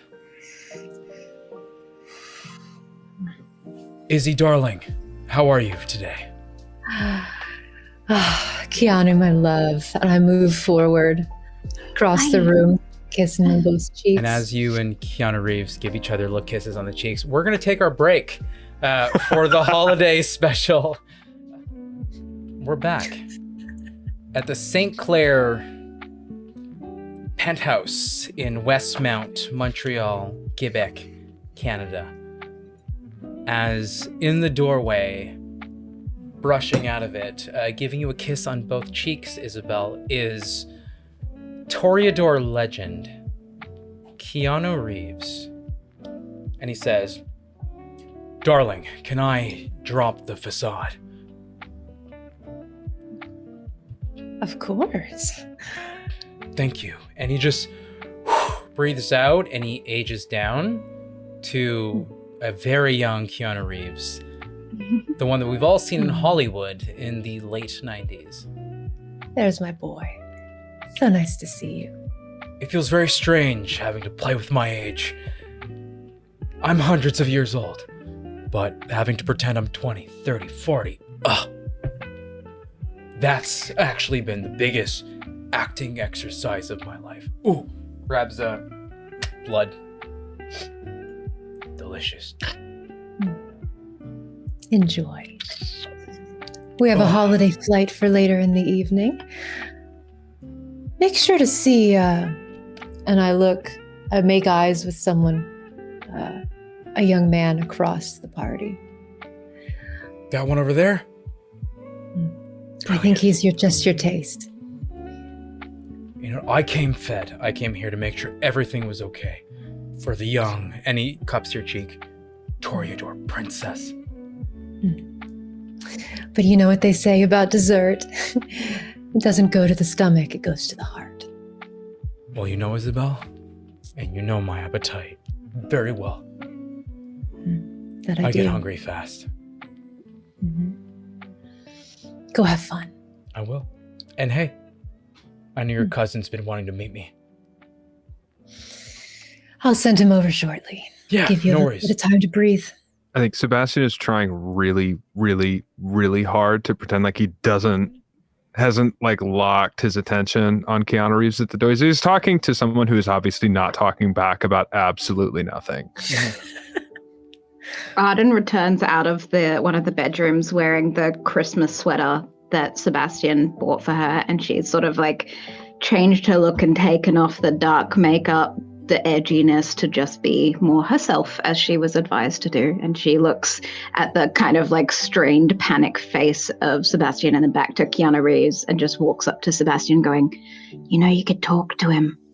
Yeah, but then he's going to talk to me and then I'm going to have to talk to him. Yeah, I should just... that? Okay. No, I do want that. It's just like, you know what I said about being like perfect? the top. Yeah, it's like top of the food chain, but he's also like a top of a different food chain. And so it's like, just don't quote any of his movies to him, and I think you'll be fine. Okay, so not The Matrix, probably. No. Yeah. The sweater. You wearing the sweater. It looks good. It's good. Yeah? Yeah, I like it. I was going to wear it, but then, I wanted to look more like Isabel. Oh my God. I got her a sweater too. She didn't wear it because she's lame. Yeah, she told me not to wear this one. Let me make something abundantly clear now that you're saying clear. I love Isabel. She's amazing. She's a wonderful human being, but she is so lame sometimes. I'm like, just stop with the dresses and the just like wear the cool sweater that I got you, Be passionate about the things you want to be passionate about, like art history. Yeah, exactly. That's what okay, you know what? You're right. I'm going to go talk to Keanu. This is St. Clair attitude. This is what I wanted. Yeah. You're going to be good. Just like be your charming self. He'll love you. How are you feeling? Like, I know this is like a weird space. I don't know. I just want to, like, I feel like this is like a conversation now that's changed. That's like, what's up? I am hungry constantly, and the way I feed is very sexual. And I, up until like 6 months ago, was very careful not to be that way. And now it's like, what? It's like, I've hooked up with so many people. How do you feel about that? Are you like, is that okay? Or are you feeling weird? I like it, but I think that everyone has a false expectation of me. Does that make sense? Yeah. I look like Snow White, and people don't really expect the whole like, ooh, siren-y sexual stuff. So. And then you have it and you're like, is it real? Am I just putting on a face? Listen, I think you feel it. Yeah? Yeah. So it's real, right? Besides, it's not like I'm dating these people. That would be different. That's different. And you know what's up. Yeah. And they know what's up, right? Like I don't know. They don't have a foot. Listen, you have a new place in the world than you did 6 months ago. Mm. It's going to be weird. It's going to be weird. It was weird for me.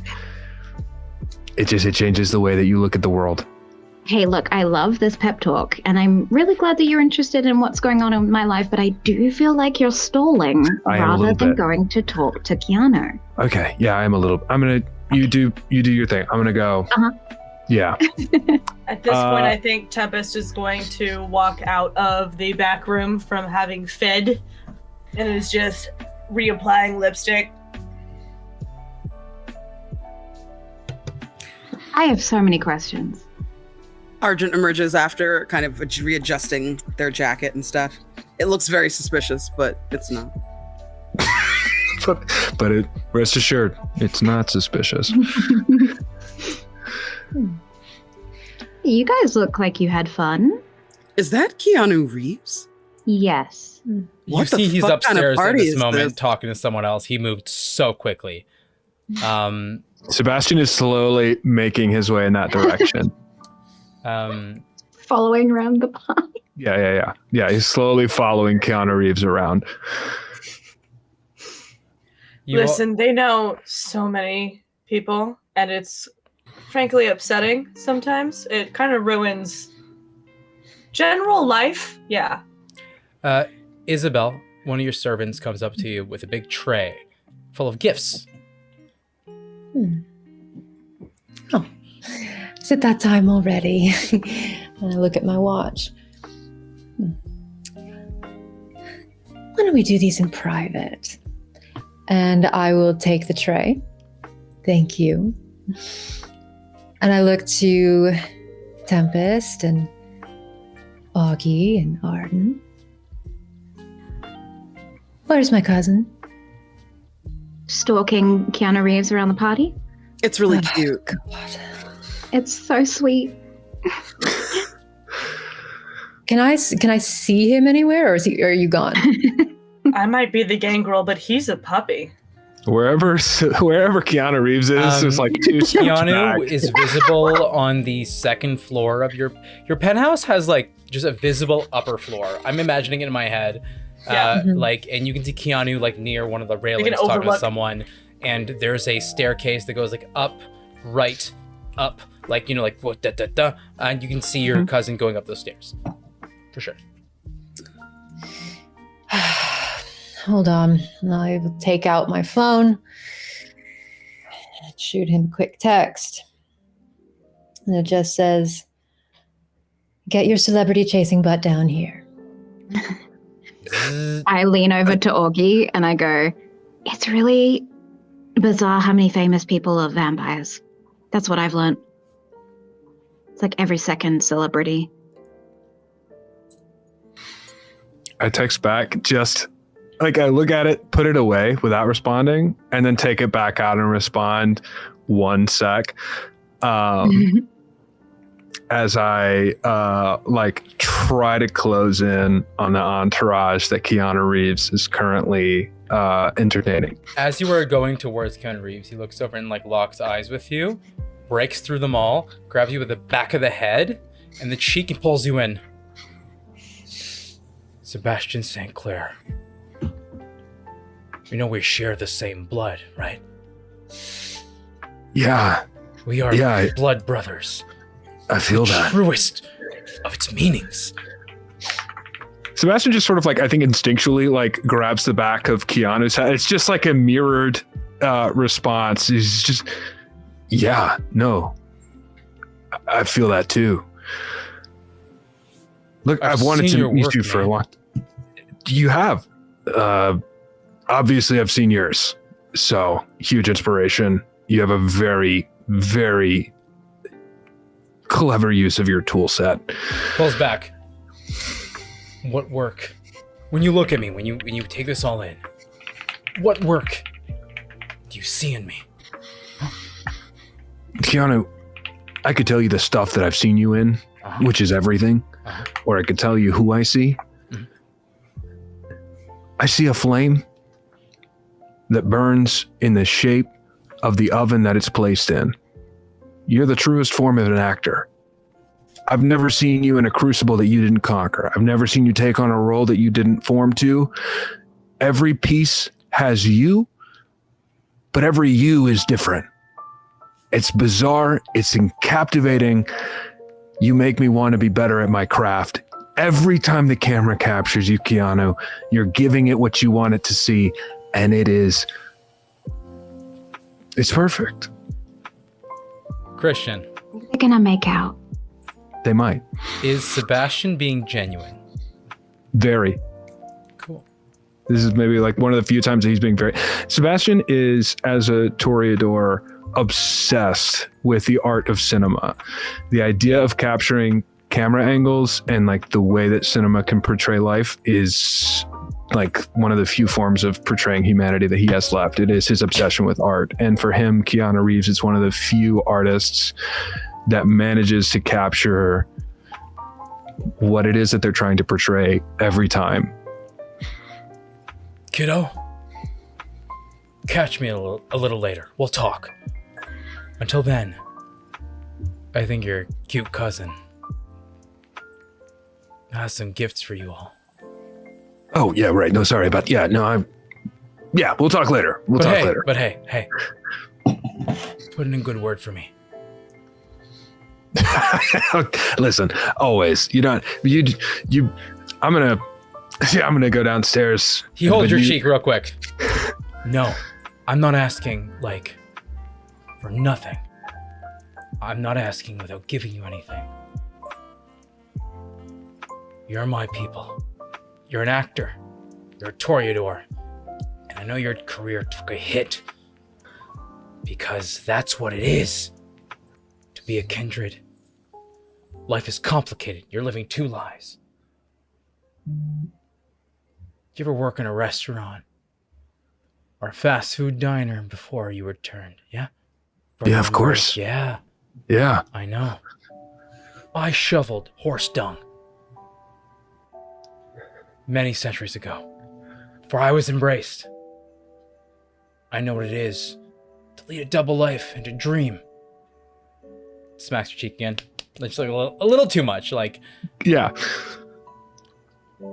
I feel like we're all watching from afar, just like... You can't hear the words, but you're seeing it, and you know exactly like the kind of conversation it is. It's way over dramatic. The room is silent mostly. And he says to you, you hear that?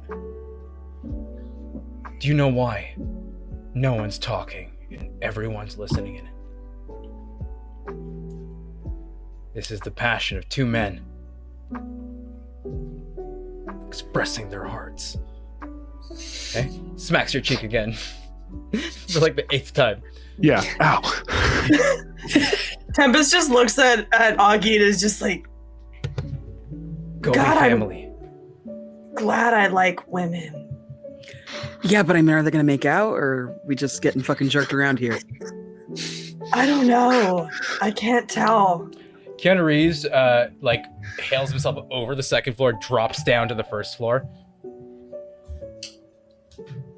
I have nothing against making out with other men. I just need the scene to be set for me. And he just walks away. I think Sebastian's going to try the same exact jump over the railing. Oh yeah, dexterity athletics. Roll for it. Oh, okay. All right. Well, let's see what Takes that a looks 1. like. You need 1 success.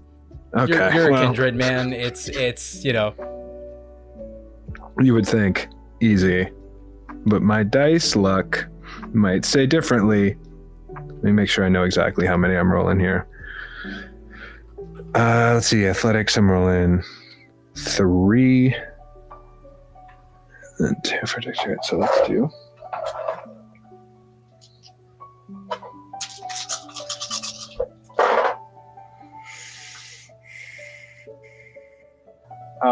That's 3 crits. One of them is my hunger dice. Okay, so that's a messy critical. So I need to know, after you see Keanu Reeves, I'm realizing what I'm doing here as a storyteller, do his thing, jump down, that disappear off. And you, the emotion, the feeling you got from the speech, for that that very intense interaction. It is not just a true actor, but a true Toreador. Much older than you, right? Have that moment with you, and you've never seen yourself as that duality, right? What invigorates Sebastian to the point where it gets emotionally more than the beast can handle? What happens? I think being a Toreador like Sebastian means hanging out with Isabel a lot. And while Isabel is very much a Toreador, she's very different than Sebastian is. So for the most part, Sebastian spends his time doing acting in a way that is sort of removed. He can't be his full self on set. He can't be his true emotions on set. He has to sort of play a part and then play a part. There's a lot of removal from who he is.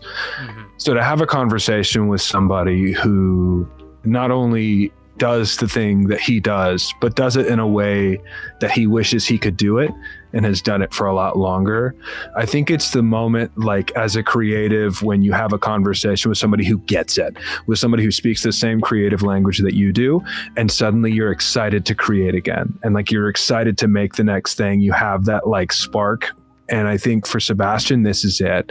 It's like for the first time in a while, since his career's taken a hit, he's moved from Brooklyn. He's like out of his zone. He's in Montreal, but now he's met this like idol, and the idol said, "You're cool. Put in a good word for me." And like, I think it's just this overwhelming rush of like, I want to be the thing that he thinks I am. Like, I want to prove that I am Sebastian St. Clair. And I think that pushes over the edge, an edge that he has not probably been over since 6 months ago. You drop down, and immediately in your like superhero landing drop, you just feel your blood start just thickening. I need a rouse check. So you're gonna roll a d10 and let me know if it's a failure or a success. That is a failure. You gain a hunger level. So your hunger dice goes up. As you just feel like more connected to the id, the beast. You've just been validated. And as an artist, you know, once you're validated like that, everything tastes less good, right? You don't want to go back to just small talk. You don't want to go back to doing a play at the Centaur Theater. You just talk to Keanu fucking Reeves. Your eyes, your feelings, and this is not me telling you how you feel. This is me telling you how your id, the beast inside of you, the dopamine that you need, the way that your chemistry in your body is operating. You're hungry for more. Whatever that means to you, you're hungry for more. And you drop down, and what does everyone else see on you? I think beginning of this party, Sebastian St. Clair looks about like how you would imagine a really cocky actor looks like. It's very showy, and I think in this moment, as he looks up, it's not showy, but it is like this sort of deep-rooted confidence, aggression, and I think for all of his pretense in the beginning of this party, this is a version of him that is, I think, truly sort of like apex predator. Like when he lands, it's a moment where he sort of reconnects with the thing that he truly is. And for all intents and purposes, he does look dangerous. And I think he feels that as well. As that happens, you get up and you feel, you settle a bit, but you're hungry and it's in your body. You turn around and you lock eyes with your cousin. I swipe a glass off of a gold tray that's walking by, and I move in to Sebastian and I hand it to him immediately. Are we doing all right, cousin? I think I'll take it and drink it. and just sort of smile. It's that real cocky smirk. I think that probably got him started in show business in the first place. And he goes, yeah, we're good. Do you need a little snack before gifts? Yeah, that would be great. Okay. What are you in the mood for? Stuffing?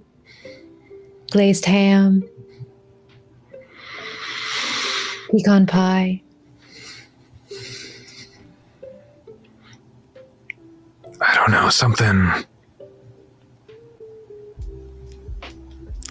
fresh. Whatever we've got that's fresh. I know just the thing. And I, as they walk, is almost on cue as they walk by, I link arms with a young gentleman. Someone that you recognize, Sebastian. You remember Peter.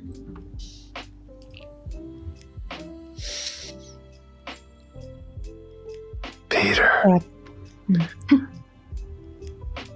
Hi, Peter. How are you feeling tonight, Peter? So good. Would you say that you're feeling fresh? I'd say I've been taking my iron pills for the past month. Eating organic, I feel pretty good. Exercising.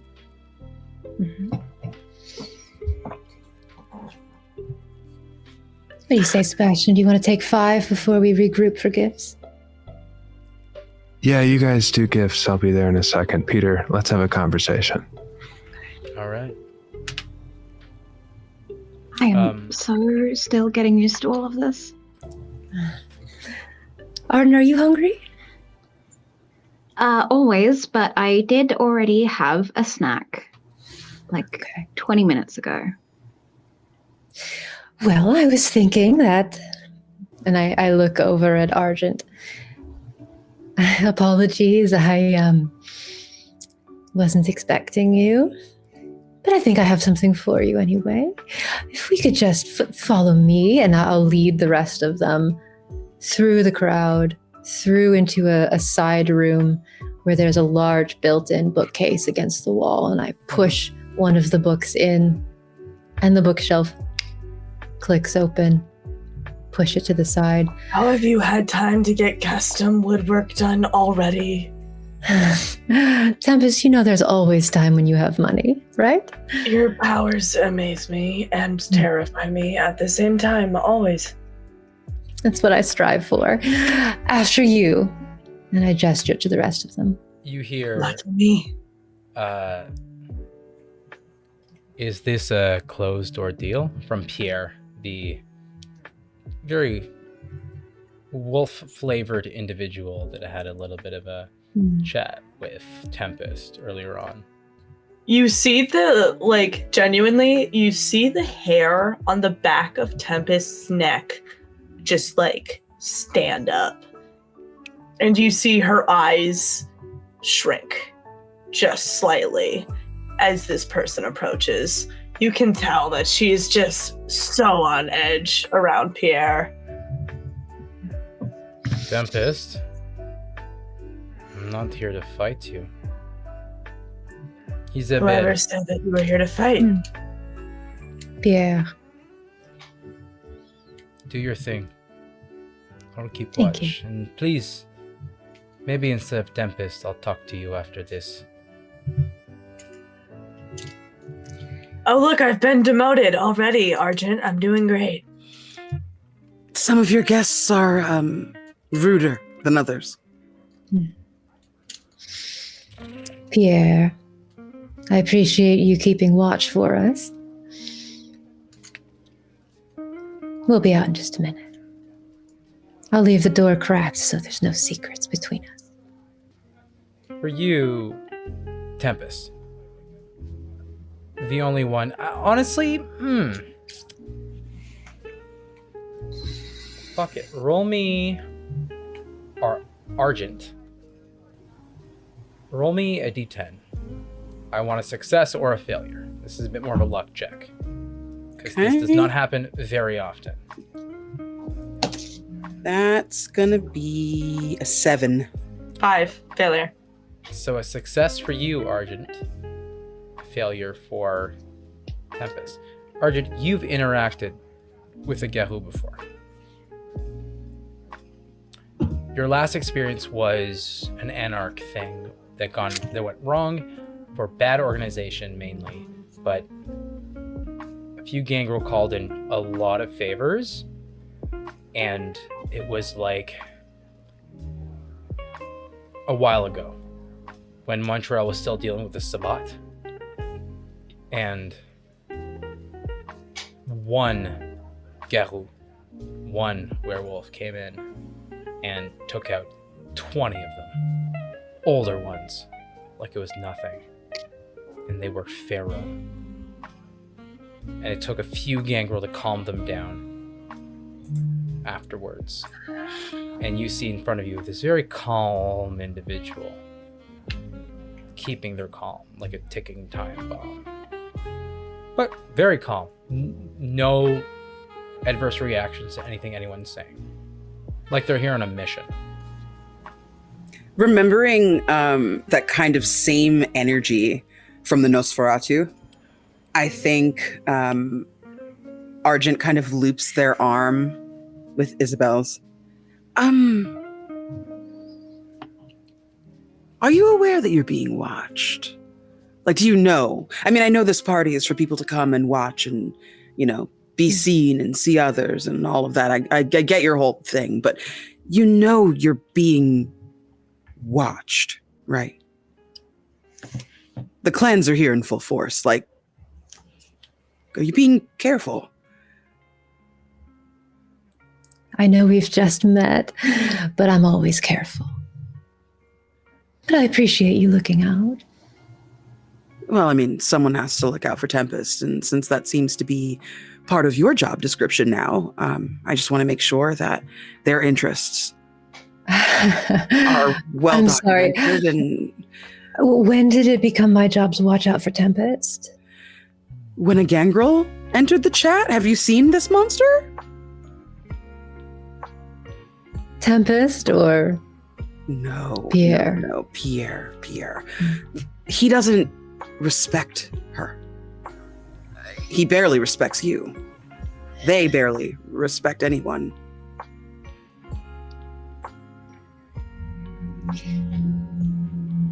You're not wrong.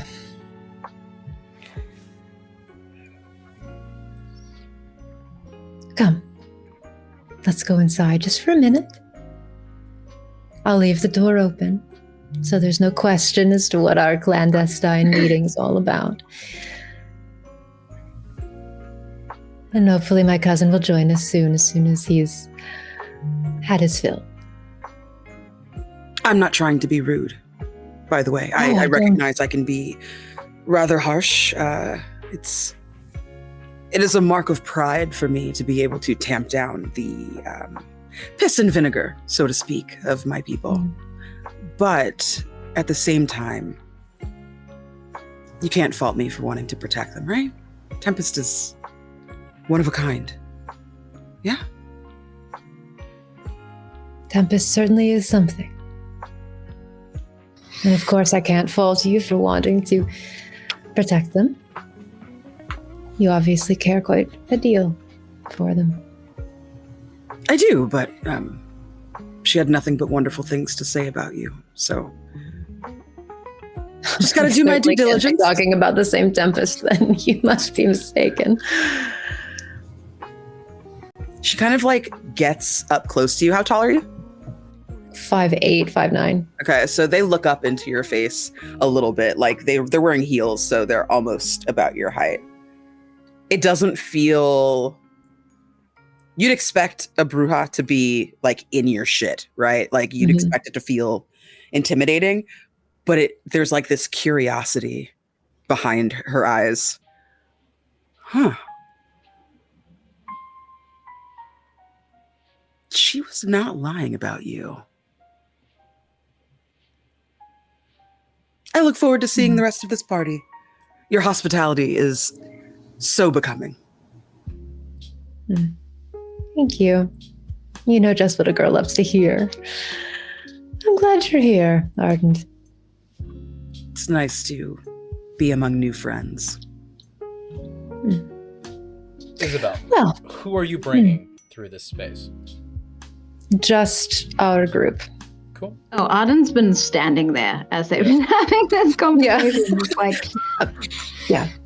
Yeah, I just feel like imagine that's standard. You guys just I feel like that happens to Arden a lot, where Isabel will just have full-on conversations with somebody else as if Arden's not there.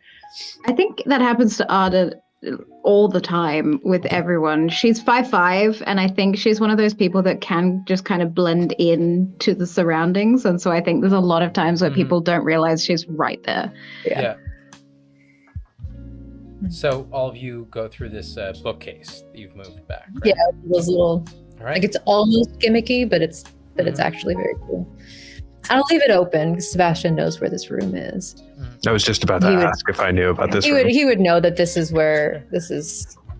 It's got its own Christmas tree. It's got its own fireplace with a big mantle and decorations everywhere. There's pine boughs everywhere, boughs everywhere, and it smells delicious. Mhm.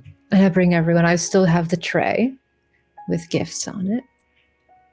Everyone have a seat.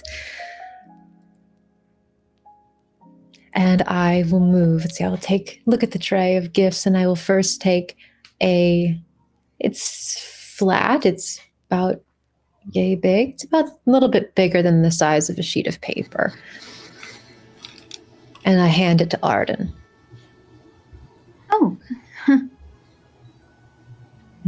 Do I open it now, or do we all open it at the same time?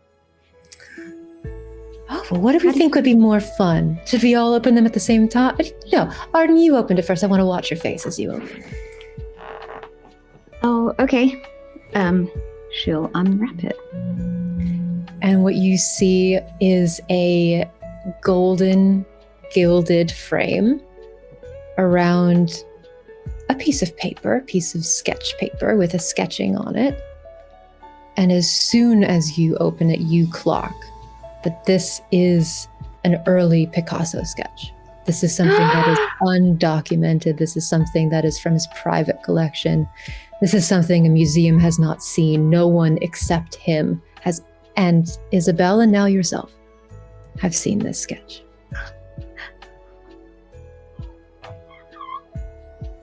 How did you find this? It Oh was a- my goodness. I don't even want to touch it. It's so... I take it that you like it then, Arden. Yeah. She'll stand up from her seat and just like embrace you in a hug. Oh, sorry. I know you don't like me doing that. This is incredible. Thank you. Oh my god. Merry I'm crying. Christmas, Arden. And Oh, my gift to you seems ridiculous now. well, we'll get to that in a second. I have a whole tray. And I look to Argent, who is sitting next to Arden. I imagine it's Arden, Argent, and Tempest. I didn't know that you were coming, but and I look and I pluck a box off of the tray, and I hand Really? it to you. This is too much. Are you sure? Rectangular. Please, you're my guest. Unwraps it very carefully.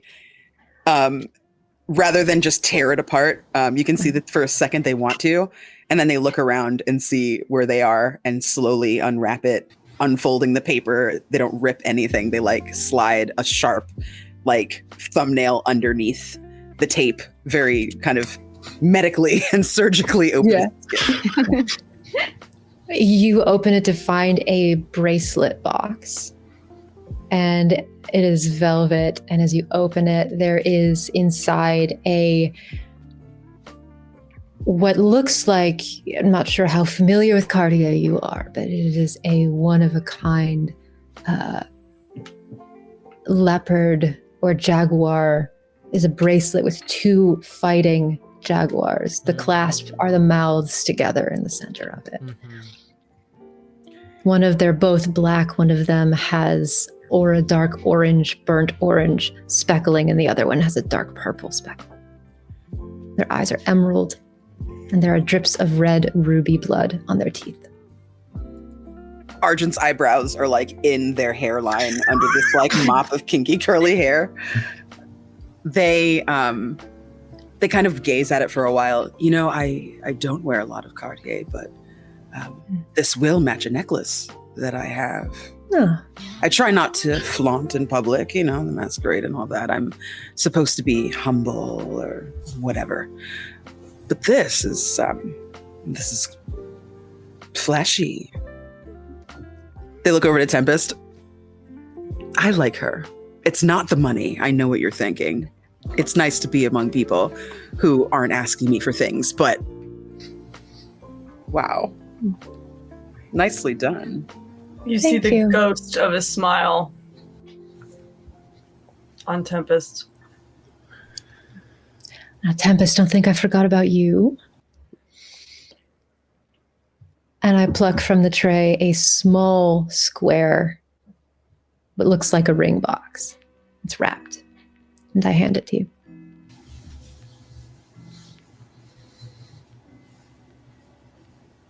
Always the one for surprises, eh? She'll unwrap it. You open the ring box, and inside is a key.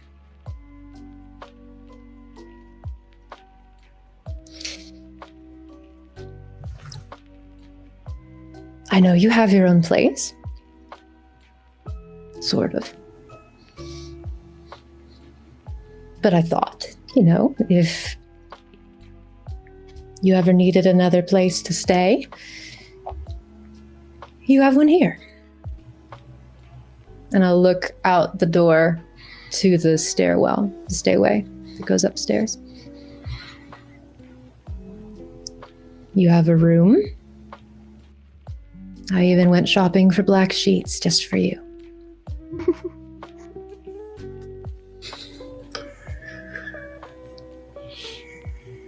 Oh, it seems so serious.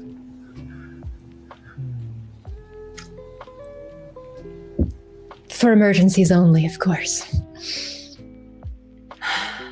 Right.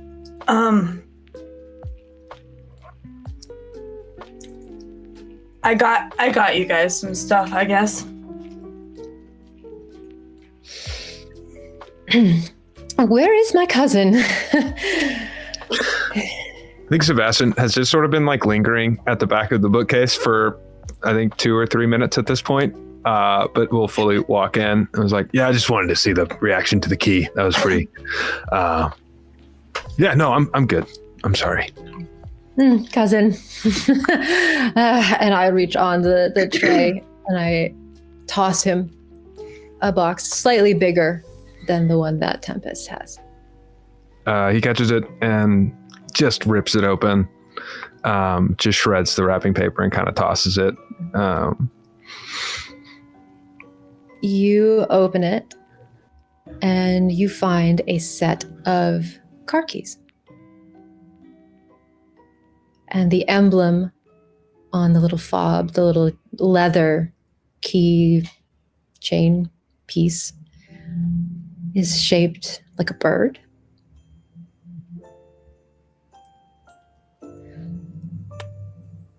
It's parked out front. And the more that you look at it, you know that that is an Aston Martin.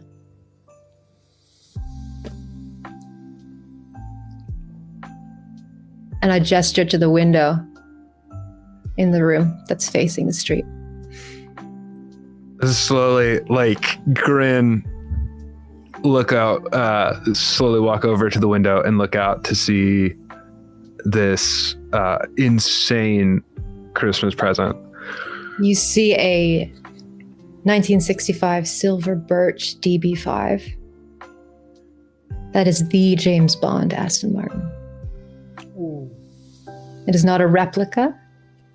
That is the car, the one that they didn't destroy, used in films, and driven by James Bond. And now to be driven by you. You know, as it was always meant to be, I think this is a linear progression, James Bond, to me. It's been waiting for you its whole life. I think he looks at you with a very genuine look, which is not super common for Sebastian, who's always got something. This, I think, is a very genuine look that not new for you, but I think is rare for him. And he just says,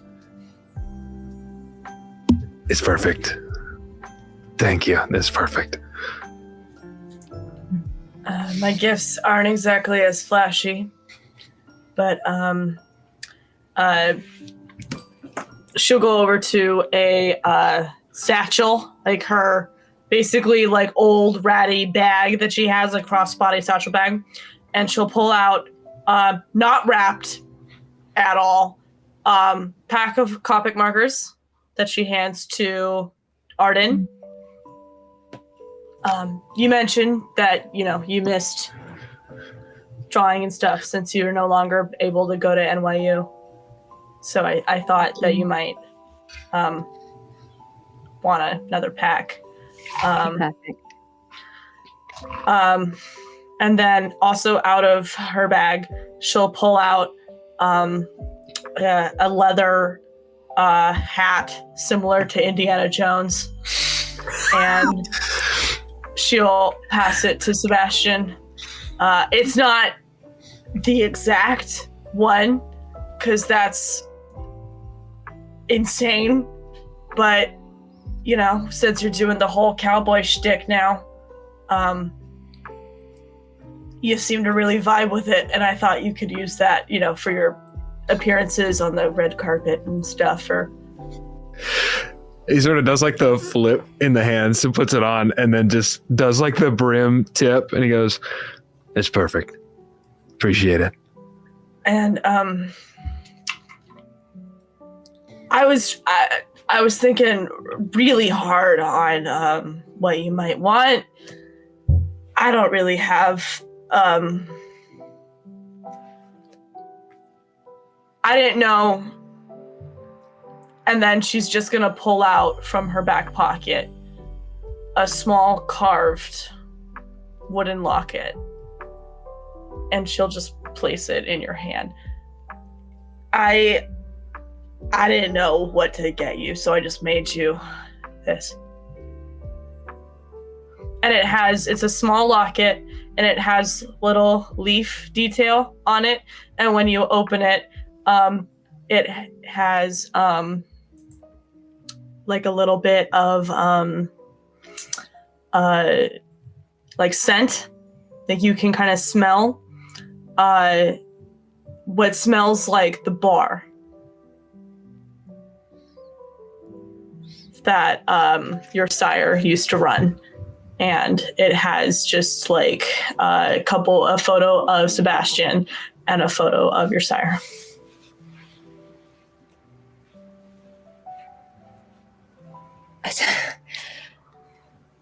Tempest, I don't know what to say. I know it's not designer. They wouldn't let me in. I tried to go, and I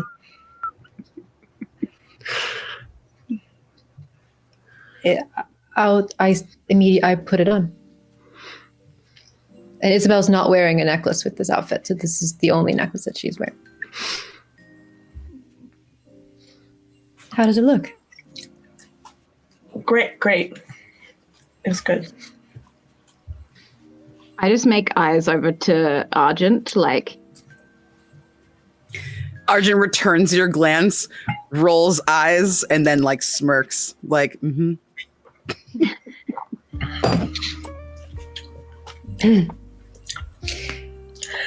Anyway, does anyone else have anything? Because I don't know if mine is like.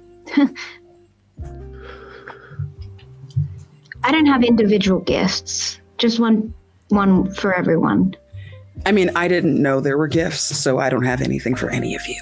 I'm sorry. If it makes you feel better, I have your favorite music, the vinyl record that you liked. Yeah? I have that back at my place. I didn't want to bring it because, they're fragile. They're old, so. Oh my God. You're so sweet. I mean... They pinch your cheek, like, almost patronizingly, but, like, clearly being affectionate. Sebastian, do you have anything, or should I go? You know what? You go, and then I'll go at the end. You go first. Okay. Well, I don't have my own money or an ability to go buy anything for you guys, so I thought I'd create something. I looked into your family histories, and I've been learning about your backgrounds in the Kindred space, and I created a new house crest for us as a sort of like found family. And she'll like reveal from behind the Christmas tree that's in here, she'll slide out this framed, not a very nice frame, house seal, basically, that combines different elements of each of them with sort of like homages to the original St. Clair, to the sire, and also like weaving in some things from Tempest and their personality and history in there as well.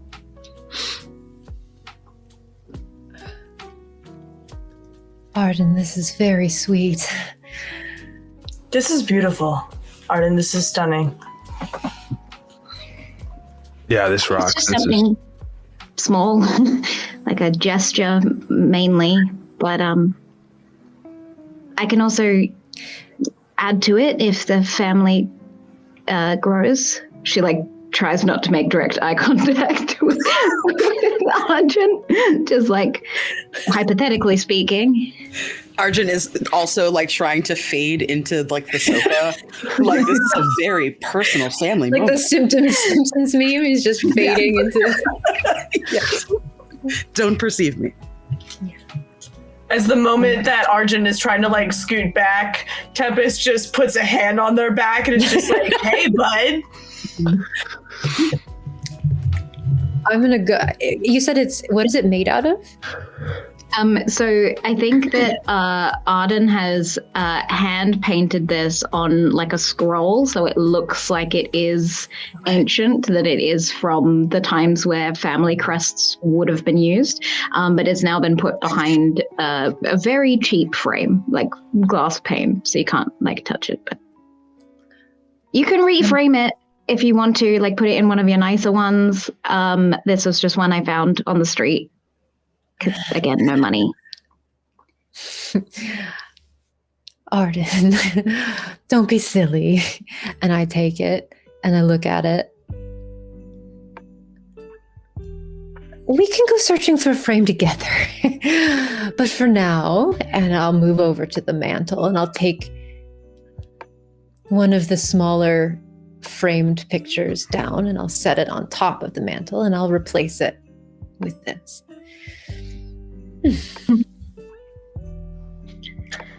Tempest just leans over to Arjun and is like, she is seething about the frame. Seething. I mean, I get it. It's not for everyone. The best gifts are handmade. Do you think she knows how to work in macaroni? She is a baby. Very cute. Isabel, you get a text message. Are you occupied? You need to see something from your security. You all be all right in here for just a minute, or would you like to rejoin the party? I'll be fine considering that Sebastian still hasn't finished up his little... That's true. Yeah, Sebastian that's right. does have gifts to share. He's got one. He's got one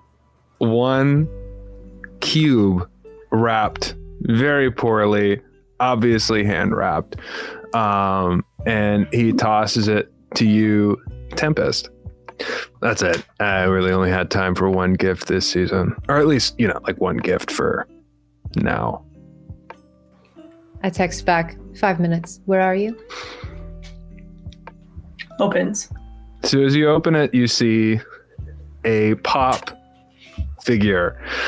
It is Psych Man, the pop vinyl figure Psych Man. However, this is not a traditional pop figure of Psych Man. This one seems to be sporting a wicked looking mohawk and has its hands sort of up in a rock on symbol. And as you open it and look at this interesting creation, he just sort of like smiles. He's like, yeah, I had that one custom made for you. Thank you. Yeah, I knew you'd love it. I do. Mm-hmm. One of a kind. You know what's I great lean about one of into a kind Tempest. things? I said, he gets these for me every year. Just smile and nod.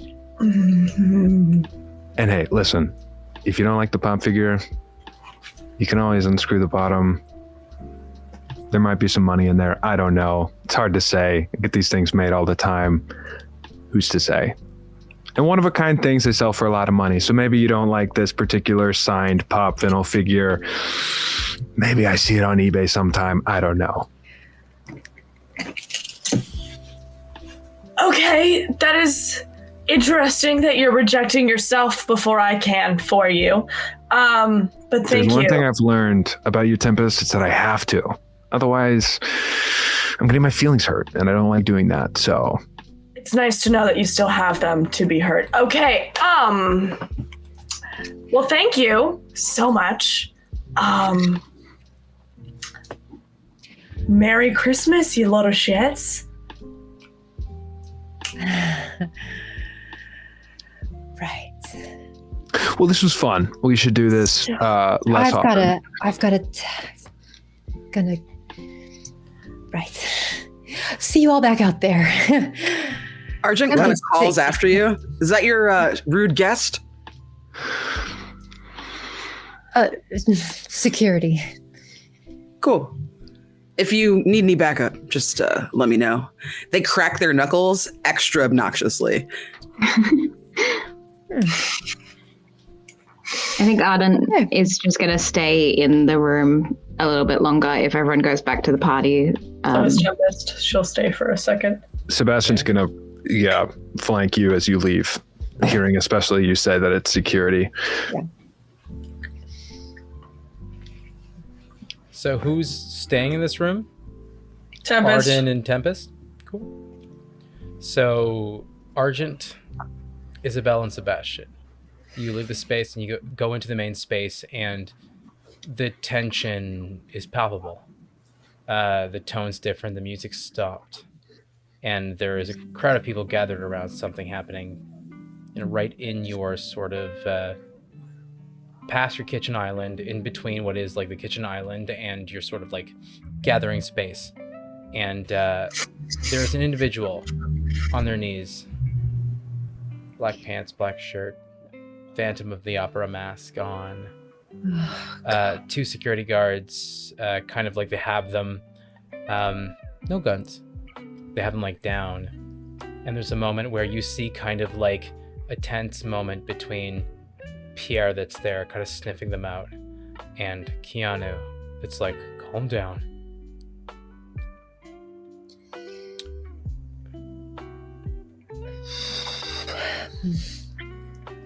I'll sort of break the tension. Oh, what's going on here? Did somebody drink off of the wrong tray? One of your security guards pipes up and goes like, we were tipped off that this one's an infiltrator. And then you just hear off the side, oh, okay. All right, here's why I'm here. And you see the little goblin girl, Fabienne, get up. So, looks around. Great, this is gonna be easy. Hi. Welcome to Montreal's Camarilla. It's not the same. People don't clean up after you the same way. Your kid needs to wash their social media. Cause look at this. And you see the young boy who has like almost bite marks on each side of his neck, but the saliva from our two kindred who fed on him is slowly covering those marks. And he's just like, I don't know what's going on. Where's Arden? I just need to talk to her. I just need to talk to her. And then like you just see one of your guards just kind of like hand on mouth, shut the fuck up. And like, Isabel, what do you want us to do?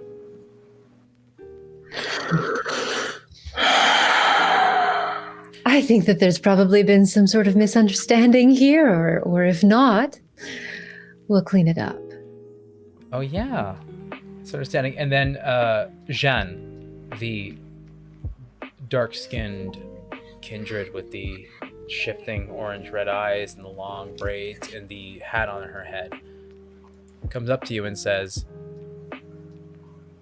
"Is it a misunderstanding? Or is it that, once again, the Toreador here do what they want, huh? And they send messes to Montreal." And then Keanu says, "Hey, you might want to watch your tone there, huh?" The tension rises among these three different Camarillas. One, you're not sure where they're from, what their clan is. The last one that spoke, Jeanne. And Jeanne says,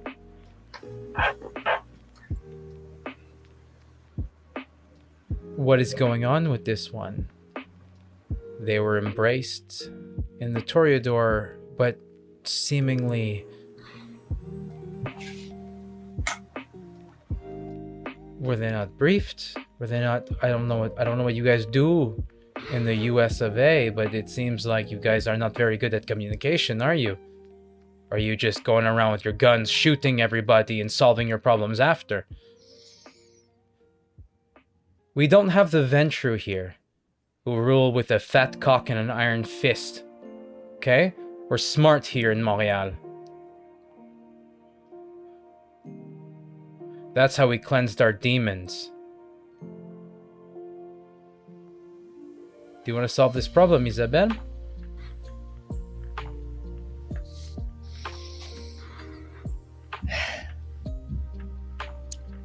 That's what I'm good at. Solving problems. So who is this kid? Why has he been posting kindred propaganda and conspiracy theories all over the internet? Why has he flown all the way from Australia here? He made his way onto whatever catering service you hired. It seems my catering service won't be getting any more of our business. That's fair. Who is Arden? That's yours, right? The kid? And then Fabienne speaks up. Oh, Arden is, very funnily enough. And then pulls out a phone and shows a video to Fabienne. Yeah. Fabienne goes like, okay.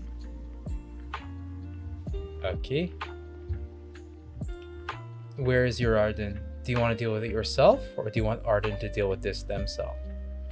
What do you prefer, huh?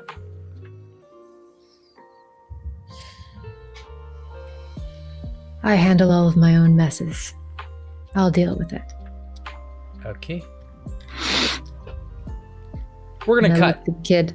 Sorry, at this moment, No, you're because we're on time. We're gonna cut to the other room. What's happening with Tempest and Arden?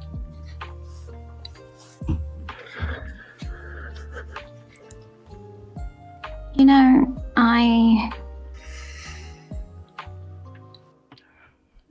the last 6 months have been weird, but I'm starting to feel like I can find a place here, you know? With you guys. I'm glad that you feel that comfort. I really am. I urge you to be cautious, though.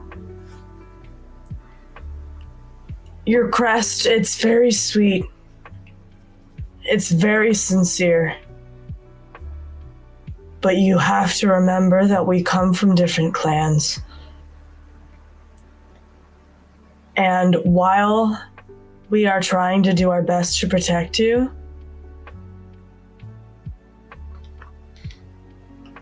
I've seen worse happen. I've seen more betrayals. Just watch your back. You've only been with us for a very short amount of time. I want you to feel like you have somewhere to be. But I've been looking for a place that I feel at ease for a long time, and I have yet to find it because the Camarilla is violent, unforgiving.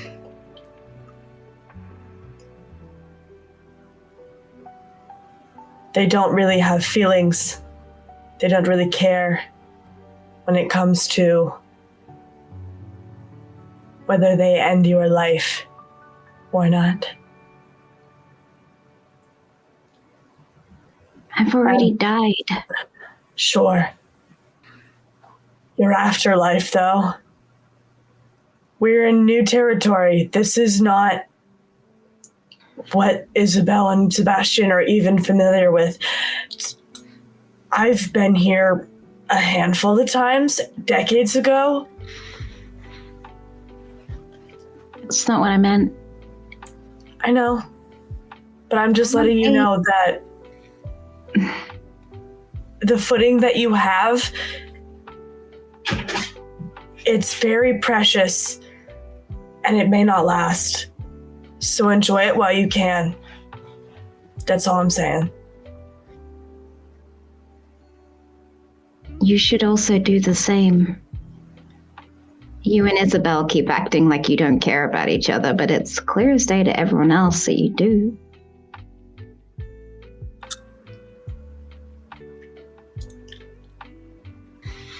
I don't mind if I die tomorrow because I know that each day I am living how I want to and being around people that I care about.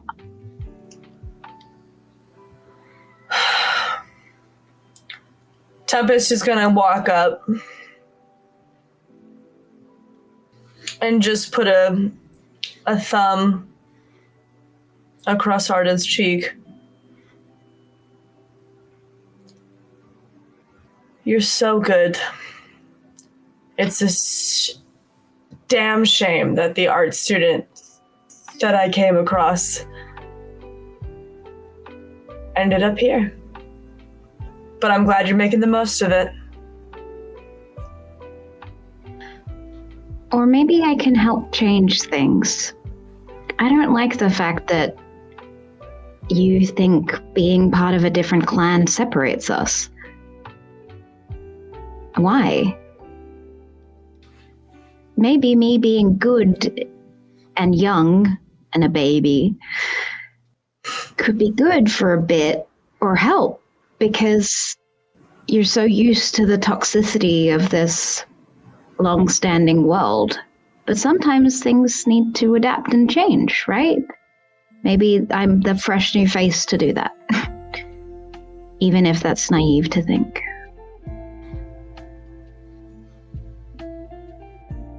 Please prove me wrong.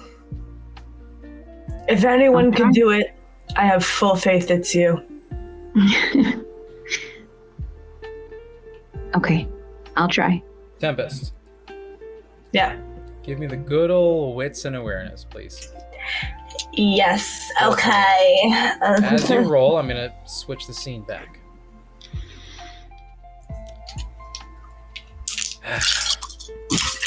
Keanu says to you, Isabel, listen. 3 successes. Thank you. I'll get back to you in a second. Keanu says, look, you know I'm here, Isabel. I owed one to Venin, okay? I'm not of any city. I'm Keanu fucking Reeves. But I'm there for my people. But I know this, and he gets close. And whispers in a way that no one hears but you.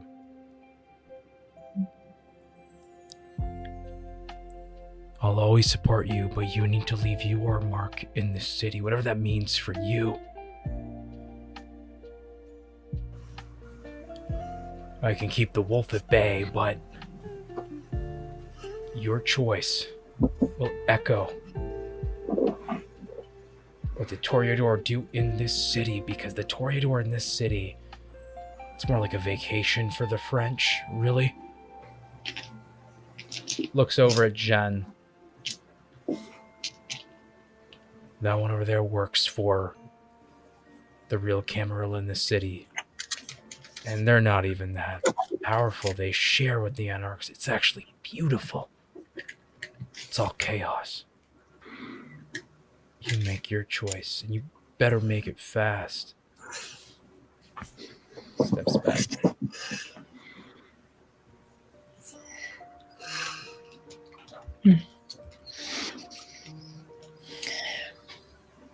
I'll just place a hand on his cheek. And then I look to the boy. Hello?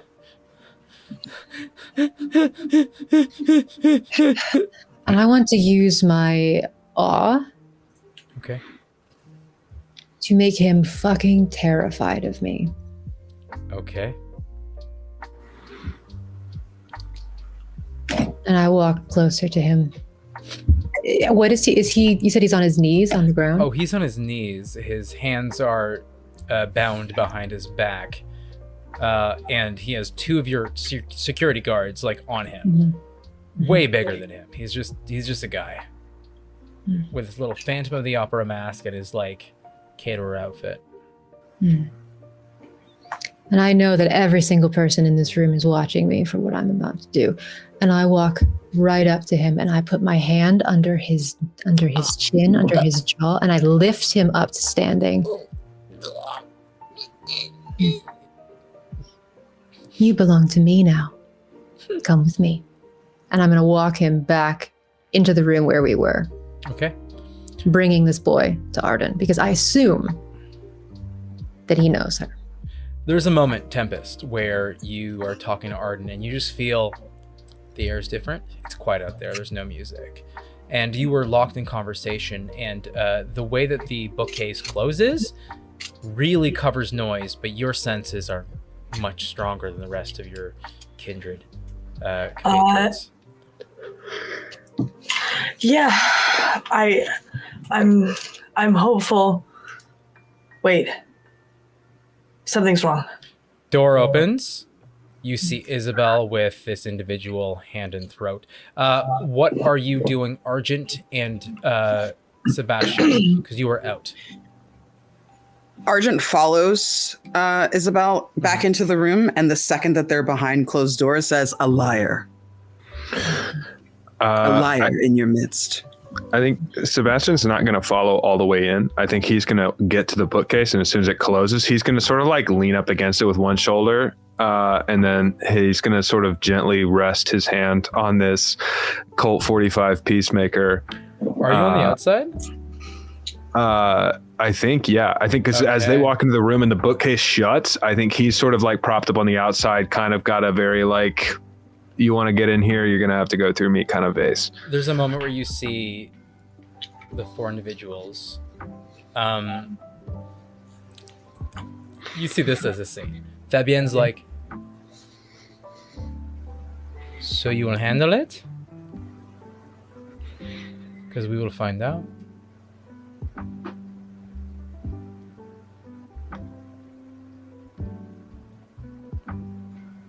Guess you'll find out. Okay. She leaves.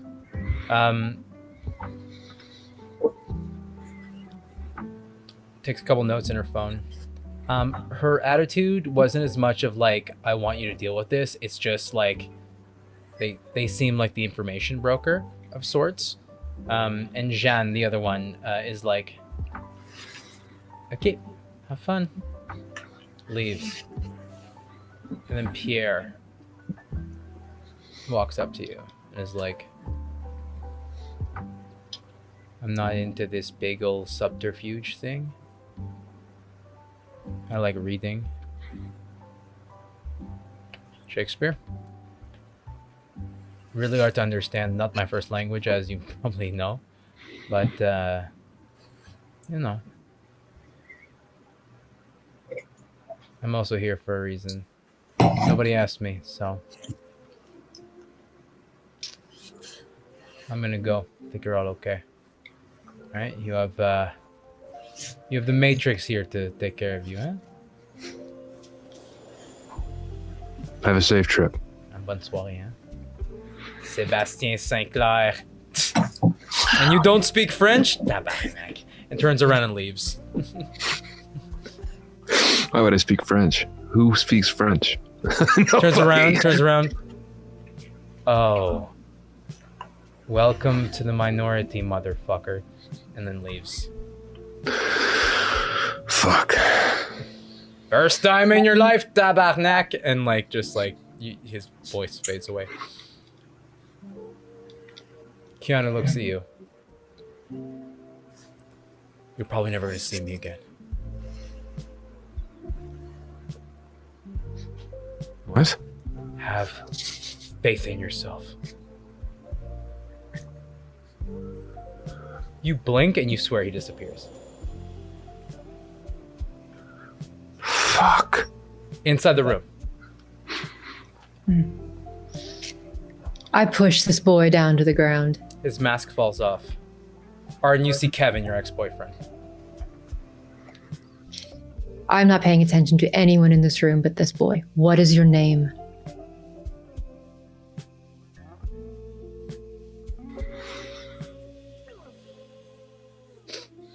Don't make me ask you again.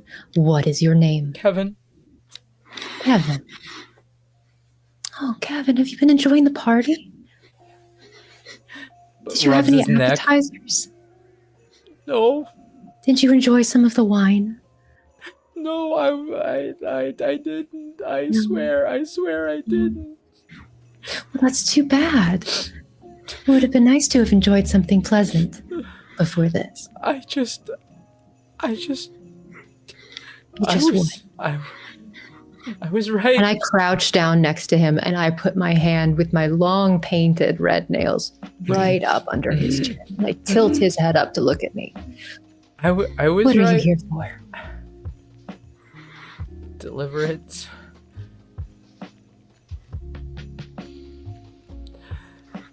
I knew it. I prayed and I prayed and I knew it. The devil. You're all the fucking devil. Kevin, have you ever watched the Discovery Channel? National Geographic, Green Planet, anything like that? BBC.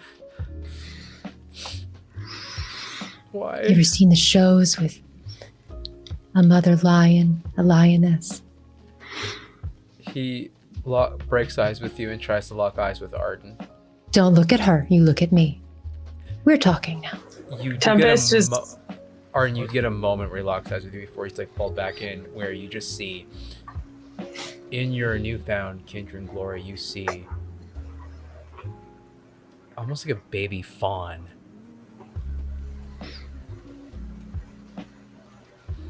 And you realize he was a baby fawn. You were both baby fawn before, but you're not that anymore. You're a predator.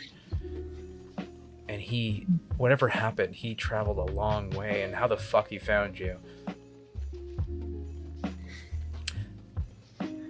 Tempest moves into frame, so like blocking off the path, and they look at Arden.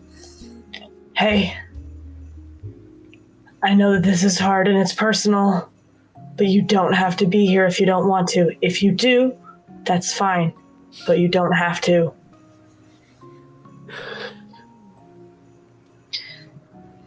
They don't give a shit what's going on behind them. They are locked in with Arden. Arden looks at you, Tempest. You know what's strange? What I was saying earlier about feeling like I belong. Kevin never made me feel that way. Tried to change me. Tried to make me sign up to his church. Be the perfect girlfriend. Has come all this way to find me, to save me, and take me back to that. No, you can still repent. You can still repent. Oh, good. Isabel. Off, Kevin. Is there anybody else that's looking at this bookcase, or do I feel like everybody's kind of left that was interested? Because if so, I'm going to come in. Yeah, no, you realize, you come in and you hear the fuck off, Kevin. Oh. You see her back there? You know what? I will let you look at her. Look at her, Kevin. You see Arden back there? Tempest will move out of the way and just kind of like behind, just slightly to Arden. You remember in those nature documentaries that you don't watch what happens when someone comes after a lioness's cub? Do you know what happens to that animal?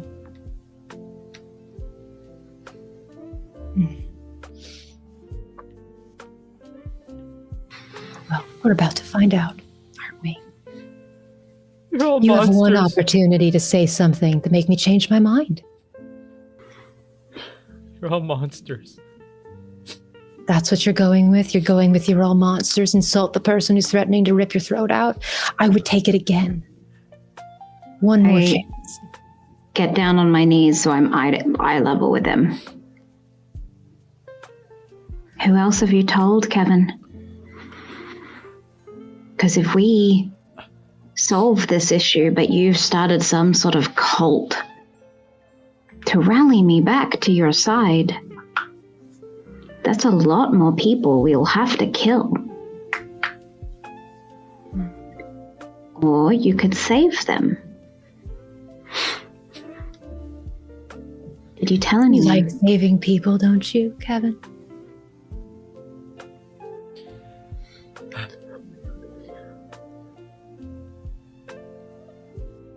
God will save me.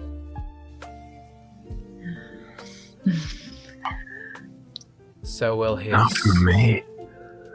You see God anywhere here in this room, Kevin? No, but I saw them recently. Huh. You're about to see him again real soon.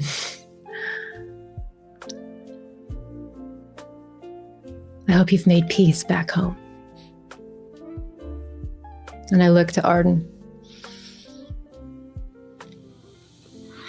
What do you think we should do? I think he has others, Isabel. If you're confident we can track them down without him, kill him. He's a risk.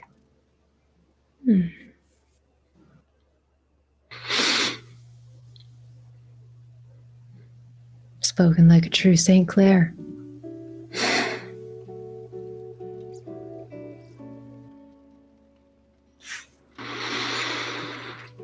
The sheer ego. Like this.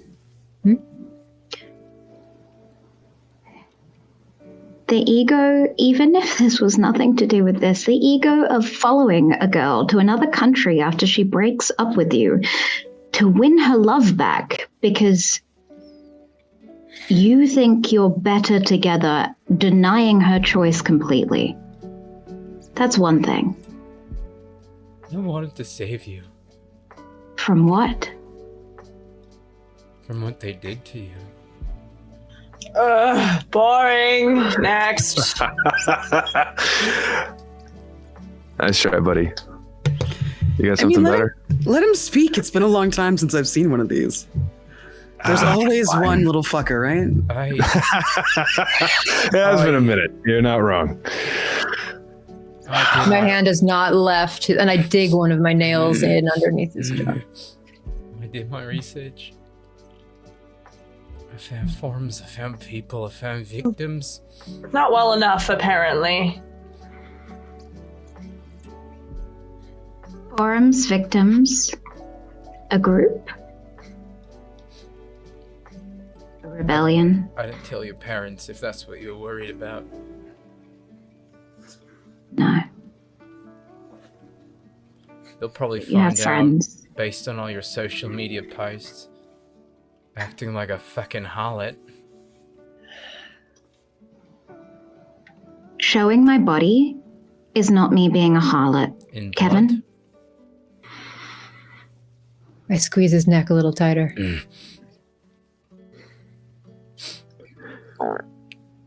It's a shame you'll die a virgin.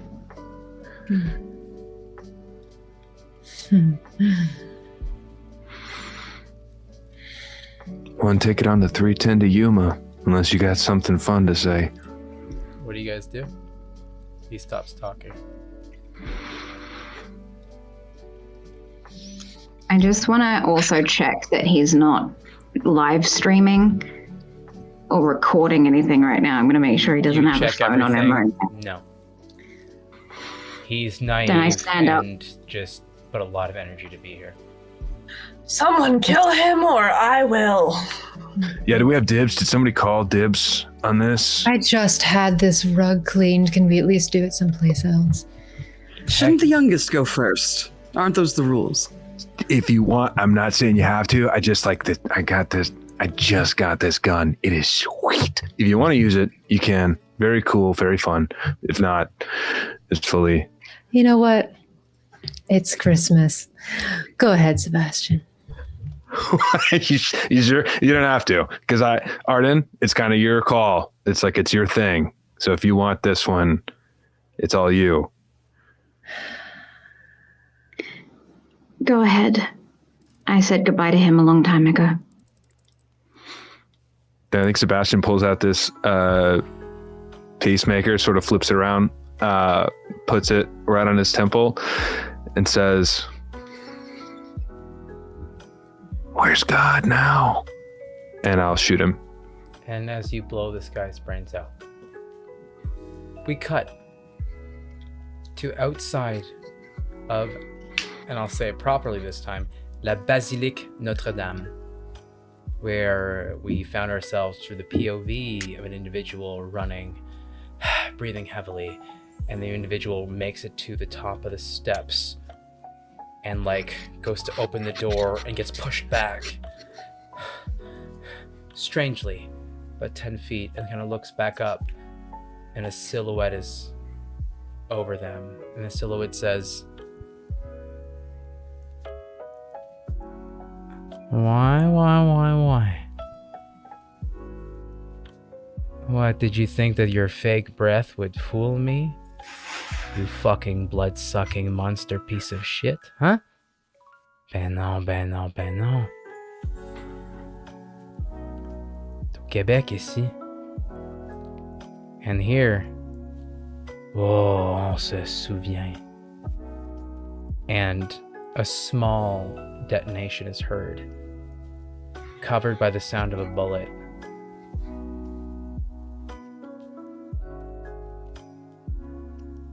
In this individual's chest that's on the floor as they are charred. And that's where we're going to end today's holiday special.